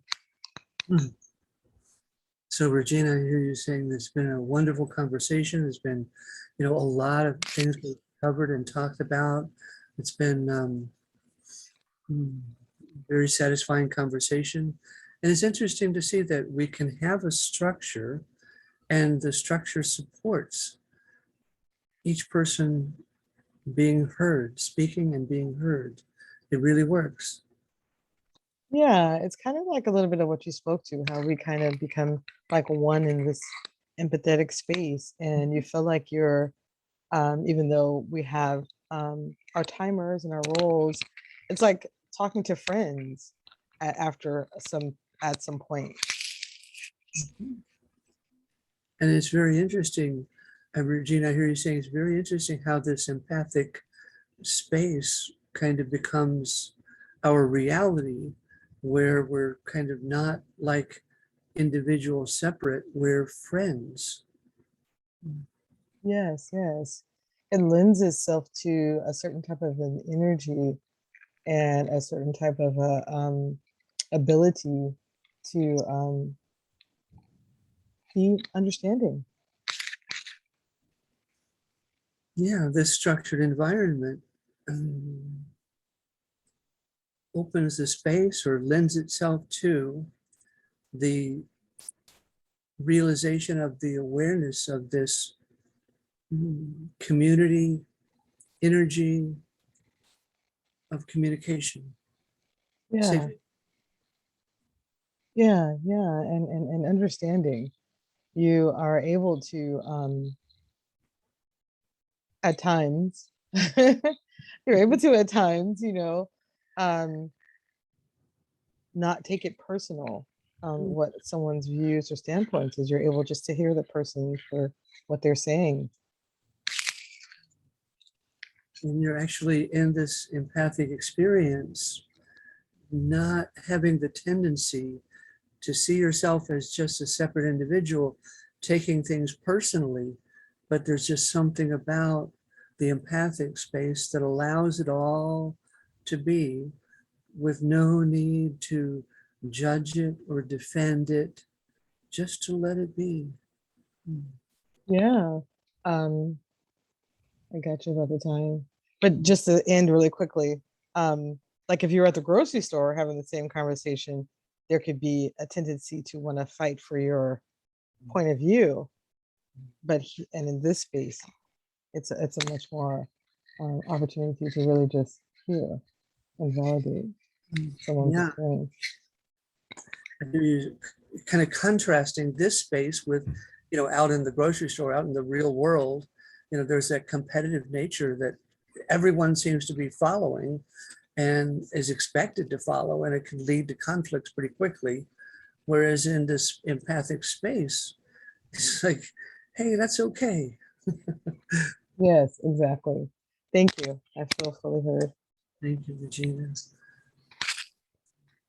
So Vicente, how was your experience? Fine. I mean, I was struggling a bit with that gentleman, with Edwin. Yeah, I mean, first, I mean, a few things. I felt that I wanted to let him talk a bit, but then he remembered, so he kept doing it. So I had to like ask him to stop it in a somewhat nice way. But that was more difficult than I expected, and then I felt that I wasn't controlling the flow. So I mean, there was a flow, and I was praying, please, Regina, ask Edwin to listen to you. But I don't know. She could have chosen someone else. So I mean, that. I mean, that was, yeah, that was a little difficult. Other than that, it just flows by itself. And then, yeah, I realized that maybe the way I stated the topic was a little, I don't know, too. I mean, I understood my idea, but it wasn't that easy for me to convey my idea at the beginning. So, but thanks God, you were patient. Thank you, Vince. Regina, how did it? What's your feedback for? I really enjoyed you. You have such a very calm demeanor about you. I enjoyed that. I understand you were really trying to have us understand the topic, and I think it was fine, you know. And I really the challenges where I was like biting my lip so hard because it was so funny. I think you did great. In one of the things that I noticed you do was you wanted to validate the experience Evan was having and then still cut him off. And the only thing I would have added is to just make sure you reminded him that his chance is he's gonna be the next speaker in like the next round, just so he would know that his time was coming up. 2 was the only other part. But when it came time for you to work with him, you reflected him beautifully with him. That like, oh, it was like beautiful to see. You know, everything that he when he spoke, you were just right there with him. You were like so patient and so understanding and so empathic. I mean, you know, it was just beautiful. So I thought you did a great job, and I love your energy. Thank you. So thank you. This was a great experience for me. Edwin, would you like to give some feedback? Sure.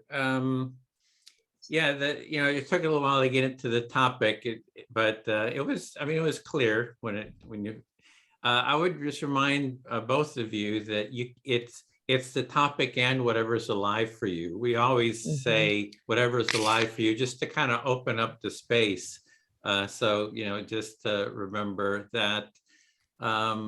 Yeah, so with the disruptions, one sort of tech thing that could have done is, like, you could have said something like, oh, Edwin, I hear you really want to be heard. You're wanting more involvement. So a little bit of a reflection of what you were hearing that sort of I was saying and needing, and then the correction. So it's usually a little bit of empathy. I hear this is what you're saying. You really want involvement. I hear you're just not finding this a good process. You want more involvement. A little bit of reflection, and then the correction, like you'll get your turn, you'll be heard when it's your space, and that sort of, so that would have, that kind of helps, because you were doing a lot of I'm sorry, very apologetic. So instead of a sorry, like a reflection to start with, I think would probably speak to the people. So, and like Regina said, you're excellent reflector. I felt very heard, like all the stuff I was saying, like once you started reflecting, it's like it felt really good to me just to be heard and understood. So yeah, that's it. Thanks. Thank you, Edwin. Yeah, Vicente, I thought you're very cool, calm, collected. I think you did, when Edwin would do the interruptions, you remained calm. You were kind of looking for that point. I'm listening, and now I have to say something. And, kind of reflecting back, like Edwin says, it's incredibly effective, more than anything else we can come up with, to let the person be heard, to reflect that you heard what they said. It's so beautiful, this process. It's amazing, the power of this process of just reflecting back what they said so they feel heard, because everybody wants to be heard. We all want to be heard. And then the correction, like Edwin is suggesting. A beautiful, beautiful job. And I love the topic, and it just unfolded beautifully, I thought. Really, and I really like what Regina was just saying about the space the Empathy Circle provides space for. I don't know how else to say it. Thank you, Vicente. I felt, really your warmth and your caring for everyone. Thank you. Thank you. So maybe I could just add a point. So I hope these challenges, that what I find is by having these challenges now, that you kind of feel more prepared. At least that's what I hear reported back, that that all these challenges might come up and people feel a little bit more prepared for addressing them. So I hope that they were helpful. Oh yeah. Yeah, thank you. Yeah. Yeah, very much so. They really were. They were very helpful, because you're definitely going to have them. It's going to happen, eventually. So it is. So then, to kind of reflect back what they're saying and then orient them back to the structure. And so, yeah, I think I'm scared of the. So we have low, medium, and high challenges. I don't know if I want to go to the high challenges yet. Did I you don't know see what the they video? do. I sent a video of a high challenge. I don't know if you saw that. We were facilitating an empathy circle mediation at UC Berkeley when the political right came, and it was Oh, did I send the haven't. No, link. I haven't seen that. I Oh. will go look at it. I have a question. Can I ask a question? Yeah, we Okay. have 1 minute left before I close the Okay, rooms. okay. So something I do when I run other type of circles is to state the quote quote the rules, and then I do a round and I say, does it make sense to you? I mean, are you agreeing with this? Mm-hmm. I do this round, and then so in case I have to say, yeah, I see you don't like it, and still you said that. Well, maybe that's too confrontational. I don't know. I love it.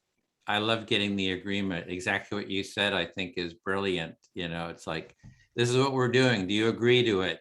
And then everybody's got has agreed to it. I think that, yeah, I sometimes I've thought of having that as an explicit comment is, yeah, because then if you're bringing people back into the process is what they've explicitly agreed to. Yeah.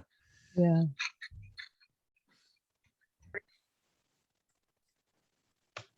Okay, got about 45 seconds. I'm going to take a quick break, get more water. Yeah.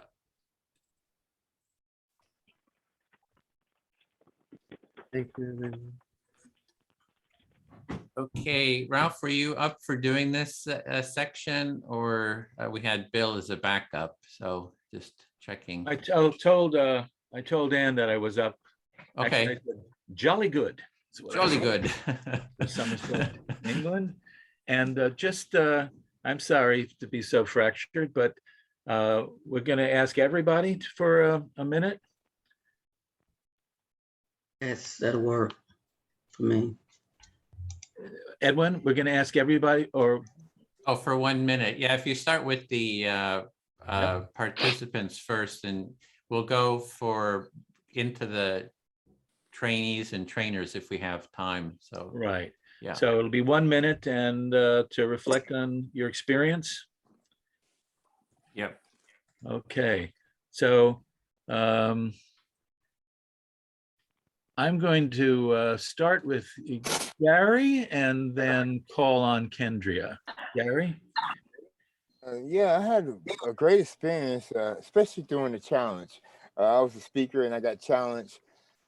It brought up mixed feelings of not being heard. And the facilitator came in because I guess she see the frustration I was feeling, and she just reflected. And I felt so heard from her doing that I came right back into where I was at and acknowledged what I was feeling to my active listener, and he came back and gave me a reflection and I heard, and I felt totally heard in that little section. And it was a sensational feeling to experience that. So that way, if I'm speaking again and I get somebody that's doing that, I'd be familiar with that feeling, and that's just a good thing for me, I guess, to understand my feelings, my emotions, why I'm sharing or listening and stuff. So that's good. That's some of the, I guess, empathy that you can feel. I'm done with that. But Wonderful. Thank you. I'm going to call on Kendria and then Rosie. So what I learned in our circle, so thank you for everyone that was in the room with me. I learned to really be clear with the instructions in the very beginning, but also set an intention of the circle. So people kind of feel they understand the rules or the guidelines, but there's an intention of positivity going in. It may not end that way, but there's an intention of that. And also one thing that I learned was, there's going to be some small distractions, and we have the choice to not necessarily engage in that distraction, because then we could become the distraction. So I had some really great feedback this time. Wow, thank you very much. So I'm going to call on Rosie and then Kathleen, please. Thanks, Ralph. Yeah, today was definitely a very educational session. Lou gave us some excellent challenges, and I'm deeply appreciative to have a space like this to practice in. I kind of like maybe what Gary said, where it gave me a chance to experience the emotions and the reaction that I would have to being challenged and to having conflict, so that it's maybe I can practice handling that, I guess, in a real life situation. And I think something I learned was to be more firm. I think I still have this idea of needing to be empathetic in an empathy circle, to give a lot of space to the disruptor or to make them feel really heard. But that's actually not fair, or maybe not respectful to the other people in the circle. And so I'm working out for myself my balance of being firm and also being kind. Thank you very much. So I'd like to call on Kathleen and then Sapadla. Okay, thanks. Yeah, it was a really great group. It's really great to see other people's style. Like Gary just seemed very authentic, and I learned a lot from that. And yeah, I've learned too to be a little more clear about what was just said. I think Kendria said about setting the positive intention from the start, and being a little more clear about what to do and not to do in the roles from the beginning. So I'm going to rewrite my script a little bit. And yeah, just getting challenged and feeling more comfortable the more you get challenged is really useful. So I'm really, really grateful for today's group. Thank you. Wow, thank you. Sapadla and then Alfred, please. Okay, thank you, Rolf. So in today's our room, I learned a lot of things about emotions, cultural differences, and most importantly, how we will handle whenever the disruptions come. It's not complete for me, but lots of questions are going on within myself, like how do we handle this situation, and how do we understand? Like one of the question was like, if I shut down the listener whenever he's interrupting, then what that person will think. So I might come up with lots of questions in my feedback form. It might be we discuss again. And thank you, everyone. This was exciting. Yeah. Thank you, Sapadla. So Alfred and then Melissa. So I was the third and last person, and in our group, we actually had some real emotions, and and sharing of how that felt. And so it was really theory and practice became one. So I was feeling tired and wasn't really up to it. And I waited last on purpose. And I got my energy back just for looking at how the group handled all that occurred in the room. And I felt like it was my role to bring all my energy in and remind people of the rules, because with the challenges, it was going all haywire, detouring. So the first thing I did was remind people of the rules. And I asked them to raise their hand for permission for me to be able to remind them when they were going out of their role. And they all raised their hand. And so I reminded them of that when we were getting those challenges. Yeah. Hello. Terrific. Hi. Melissa and then Domenica. Yes. So thank you. It was a great experience today facilitating. We had great distractions by Bill and the other participants also in the group.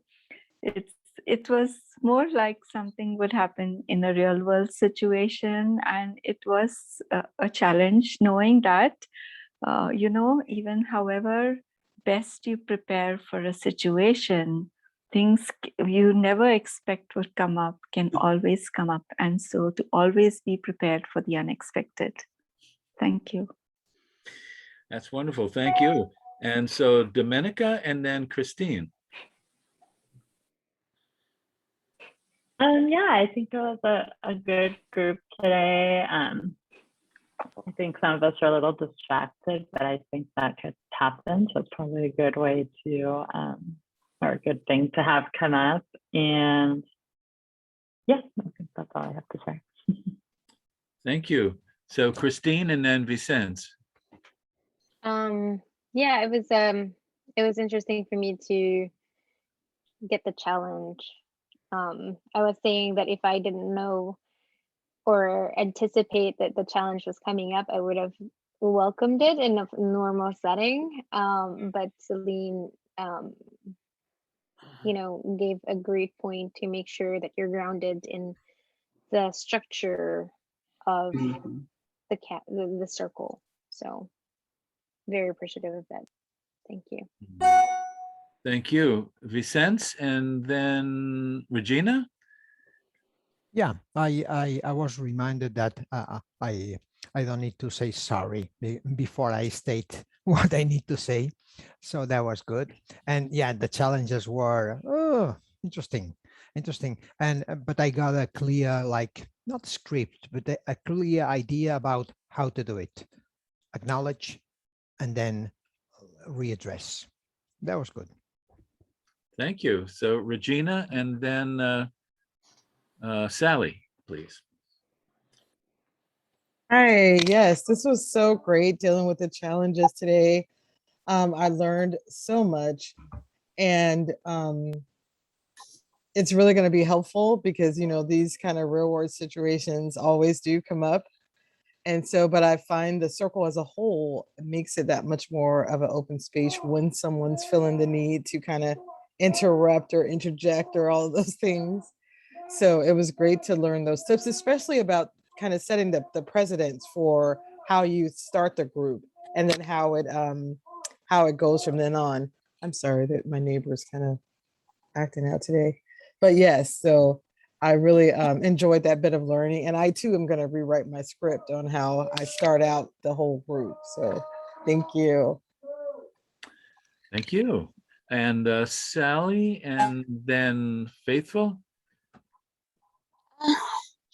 It was an interesting group, and when I was the facilitator, I kind of said, please don't give me much, which was irregardless of at least one phone call coming in that I had to decline, and it kind of lost my space as being the timer.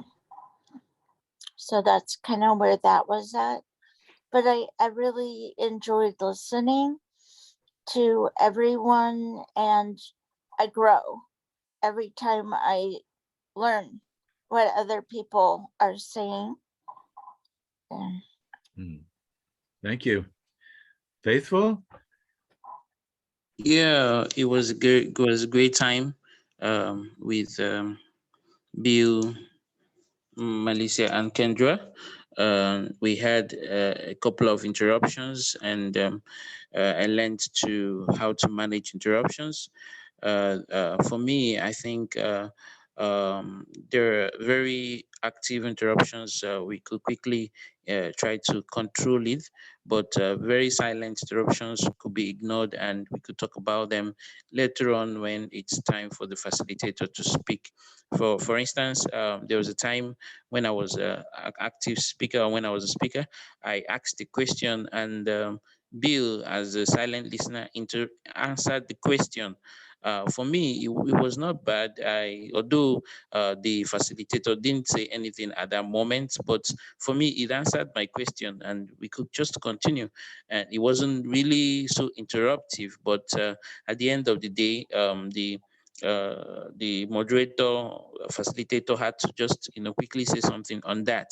But interruptions that are very mild could be managed, but those ones that are too disruptive could just try to be controlled. That's just it for me. Thank you. Thank you. I hope somebody was taking notes. That was great.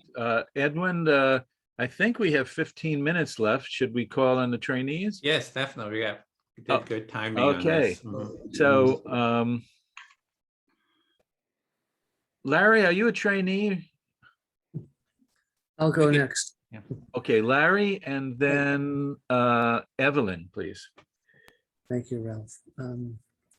That was a beautiful circle. I love empathy circles, and I just love it. And Regina brought out this awareness of how the empathy circle, this structured format, brings about this kind of protection for all of us to communicate in a safe space. It's, I could use other words, but it's just beautiful. I'll stop there. Thank you. I said Evelyn, and then Linda, please. Yeah, it was a very intense session, I would say, today. A lot of things I have to think about and learn. I appreciated what everybody said, and that's it for me today. Thank you. Linda, I think you're the last trainee. Okay, it was a good session. I was glad Celine was in the room, and she said something at the end that really resonated with me. I think I got it right. I was writing it down. This whole process holds the circle together, and that's what provides the safe or brave space. And when she said that, it made sense to me. It's the process that's the glue. But some good facilitators in there, so it's good training. Wonderful. So we have time to move on to the trainers. Okay, so I'd like to call on you, Celine, and then Bill. Okay, so I'll say some things as a specialist in interruptions, which is my new title. And that it has been said to me several times by different people to please mute myself. And that is effective because, so I want to give you that tool. And the other one is the reminder, please go back to your role as the passive listener, something like that. That also is very effective. There's nothing personal. There's no judgment. And then I just kind of go away. So techniques for dealing with the interruptions. Wonderful. Bill, and then Lou. My general, when there are disruptions and things like that, the danger is to get into what we call them special ed, a power struggle. And so what you want to do as a facilitator is not set yourself, well, yeah, I'm running the circle and blah, blah, blah, but really to put it back on the structure. So one of the things I say is, if I correct you, it's not a criticism of you or your ideas, but just to keep you in the process. And if people just don't like that, then you said, fine, this is not the right time for you. But it's always the process, and try to depersonalize it. That's it. Thanks. Thank you. Lou, and then Anne, please. Yeah, I had a great time in our circle and collaborating with Evelyn to facilitate the session. And I was also working with people I don't think I've been in with in a breakout with before. So it was great to work with new people, Alfred and Rosa and Sapadla. And I would say, and the other thing is, it's a lot of fun playing roles. I'm a pretty well-behaved person, so it's really fun to misbehave. And it's really fun to support people's learning by misbehaving. So, Thank you. Anne, please. Yeah, it was just great to be in a circle with people learning, and a pleasure to be with Gary and Kathleen. And I think I find myself keep saying, do give the tips for the roles of being the active listener and the speaker. And that gives you also, as well as the structure, that to fall back on. So that seems to be my mantra at the moment. Thank you. Thank you. I'll go and then pass it to Edwin to close. As I was very miscombobulated coming late from a COVID test, wondering if I have COVID. Every twitch says, oh, it's the end of the world. And then my computer crashed, and Anne was there to hold a large picture together. And I've enjoyed all these tips very much. And I'm going to give myself one, which is Ralph, commit to a role. If you're going to be the trainee and your facilitator, you're going to be challenging, just have fun with it. I used to get paid for playing a bad guy, but like Lou says, enjoy it. I kept going back and forth saying, your audio's cut out, Ralph.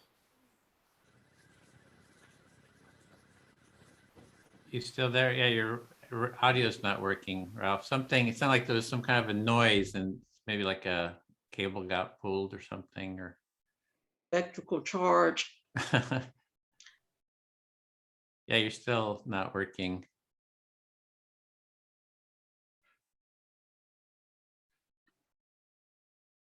Well, I'll check in. I'll check in while you're trying to adjust that. Story of my life. Okay. Well, I had a really good time. I just love doing the challenges. It's kind of like my alter ego gets to kind of express itself, and there's a lot of, I just appreciate all the learning and the learning by doing. We learn by seeing how others are addressing the challenges, how others are facilitating. So we all learn from each other as facilitators or trainers, trainees. I find we're all learning, or I learned from all those different roles. Something that stood out for me was, I think Regina mentioned, it's like she said, not taking it personally. And that just really stood out for me, because it's when just sort of naming that, I find that for myself is when somebody says something I could take personally and I'm able to reflect it, it keeps me from taking it personally, because I bring it, create sort of an empathic connection. So I think that's very powerful. So that's it for me. Just Ralph, are you back, or no, you're still disconnected? Yeah, you're gonna have to, you can always leave and come back in too. Sometimes that helps. Alfred, did you have something, or did you? Yeah, I didn't know if it was appropriate to ask a question now. Or I can wait. Yeah, maybe towards the very end. Yeah. Because next we want to do the closing, and Evelyn, you were going to deal with this.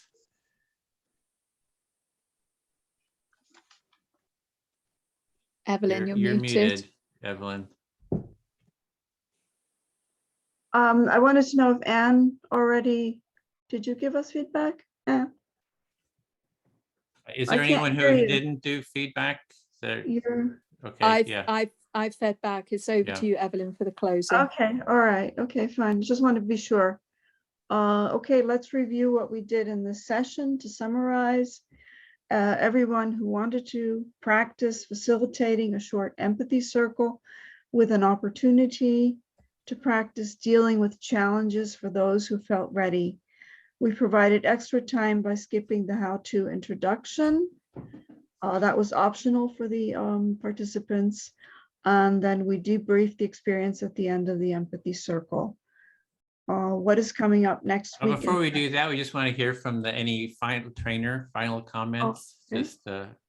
So just want to open it for that. And I do have one. And we have our Saturday Empathy Cafe, our intro cafe.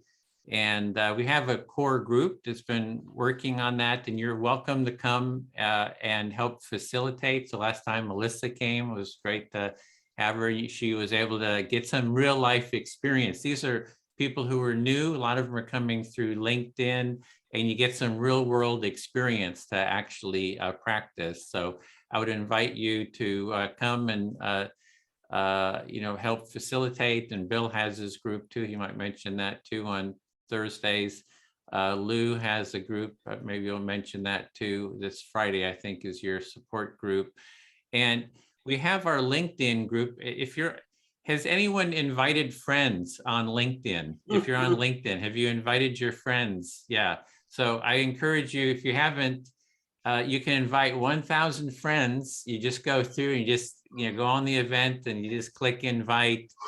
And it's something like 6,000 people have shown interest in the Saturday event. So it's really helpful if you go and just invite all your friends, let them know, what we're doing. And, even if they're not able to attend, it still kind of helps get the word out about the empathy work. So that's it for me. Yeah, thanks. Okay, what is coming up next week? You want to check with the other trainers too, if maybe Lou or Lou, Bill. did you want to say something about Friday? I did have a comment that I wanted to make, and then I'll mention Friday. So the comment I wanted to make was just about a little bit of a summary of what to do as a facilitator when something happens in the circle that needs attention. So the first thing is to notice that something's happening and to decide whether it's the time to intervene, because sometimes it's a small disruption, you don't need to intervene. Mm-hmm. So that's the first thing, is to notice. The second thing is to decide, do I need to intervene? And then if you decide you do need to intervene, the steps are to name what's happening, provide a little bit of empathy if that's needed, and then invite the person into what you want them to do. That's my formula for monitoring the circle and doing interventions. So I wanted to share that. And then, as Edwin mentioned, every other week I do a empathy facilitator support group, which is just an ongoing group for learning, like doing challenges or talking about empathy circle practice. And anyone is welcome to attend that. It's from 9 to 11 a.m. on Friday, every other Friday morning. And I'm doing it this Friday. Pacific time. Yeah, and it's in my Zoom room. I'll send an email out about it, and so you'll get it. You get the link that way. So I'll just quickly say I put the information in the chat about empathy in schools. But if you're looking to, we don't have 2 hours or something like that, I have various strategies. So, or if you can't make it, you can email me. I'll be happy to, talk about it that way. That's all. Thanks. And I've put my email address in the chat, and I'd welcome someone, facilitators who'd like to get some practice, either co-facilitating or facilitating at an empathy cafe, or at 8 UTC on Thursday mornings and at 5 UTC on Friday afternoon. we have an empathy cafe this week. The topic will be avoiding burnout. If you'd like to come, you'd be very welcome. Just pop me an email or contact me on Messenger. You have my link in there. But also I've been invited to do some empathy cafes for some other teams, and I'm looking for facilitators. So once again, if you have an interest in, those will be within XR.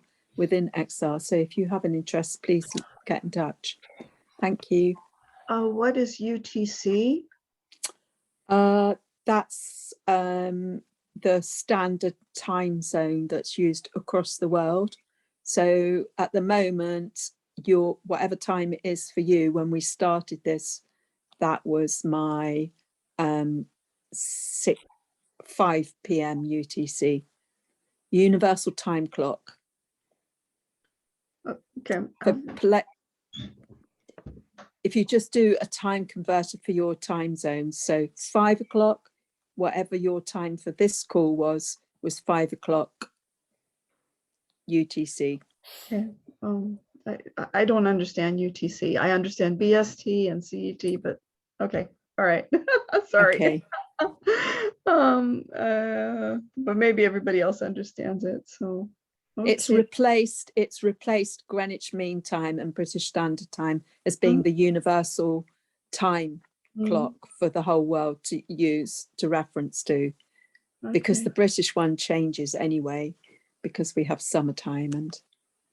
Okay, I don't want to hog the time. I really didn't. Well, and are you saying that your group is going to be 5 p.m. or 5 p.m. your time? And if I put that 5 p.m. It's 5 p.m. UTC, which is the same time as this cafe is started today, whatever that is for you. Okay. So 10 o'clock our time. It's 10 o'clock Pacific. Okay, and 7 p.m. CET. Okay, all right, thank you. Okay, Celine, did you want to add something?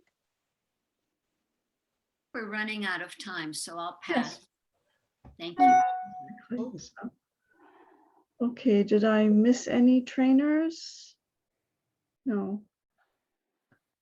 Okay, so the next thing is what is coming up next week in session 5. Next week is an integration of your learnings, hearing your feedback about the training and discussion about your next steps. You'll get an email with assignments, a reminder to fill out the session feedback survey. The link is in the chat. Hold empathy buddy call and circle. Try to facilitate an empathy circle with family, friends, etc. Think about how you see the empathy circle practice beginning to build a culture of empathy in your world. And please, yes? Did somebody want to say something? I think that was an echo. Oh, okay.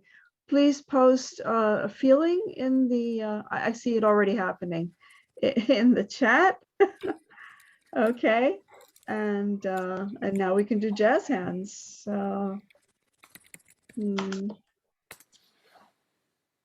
See you next week. Thanks, everyone. Bye. Look forward to Bye. seeing you. Bye. Thank Bye you. for now. Hi, everyone. Bye.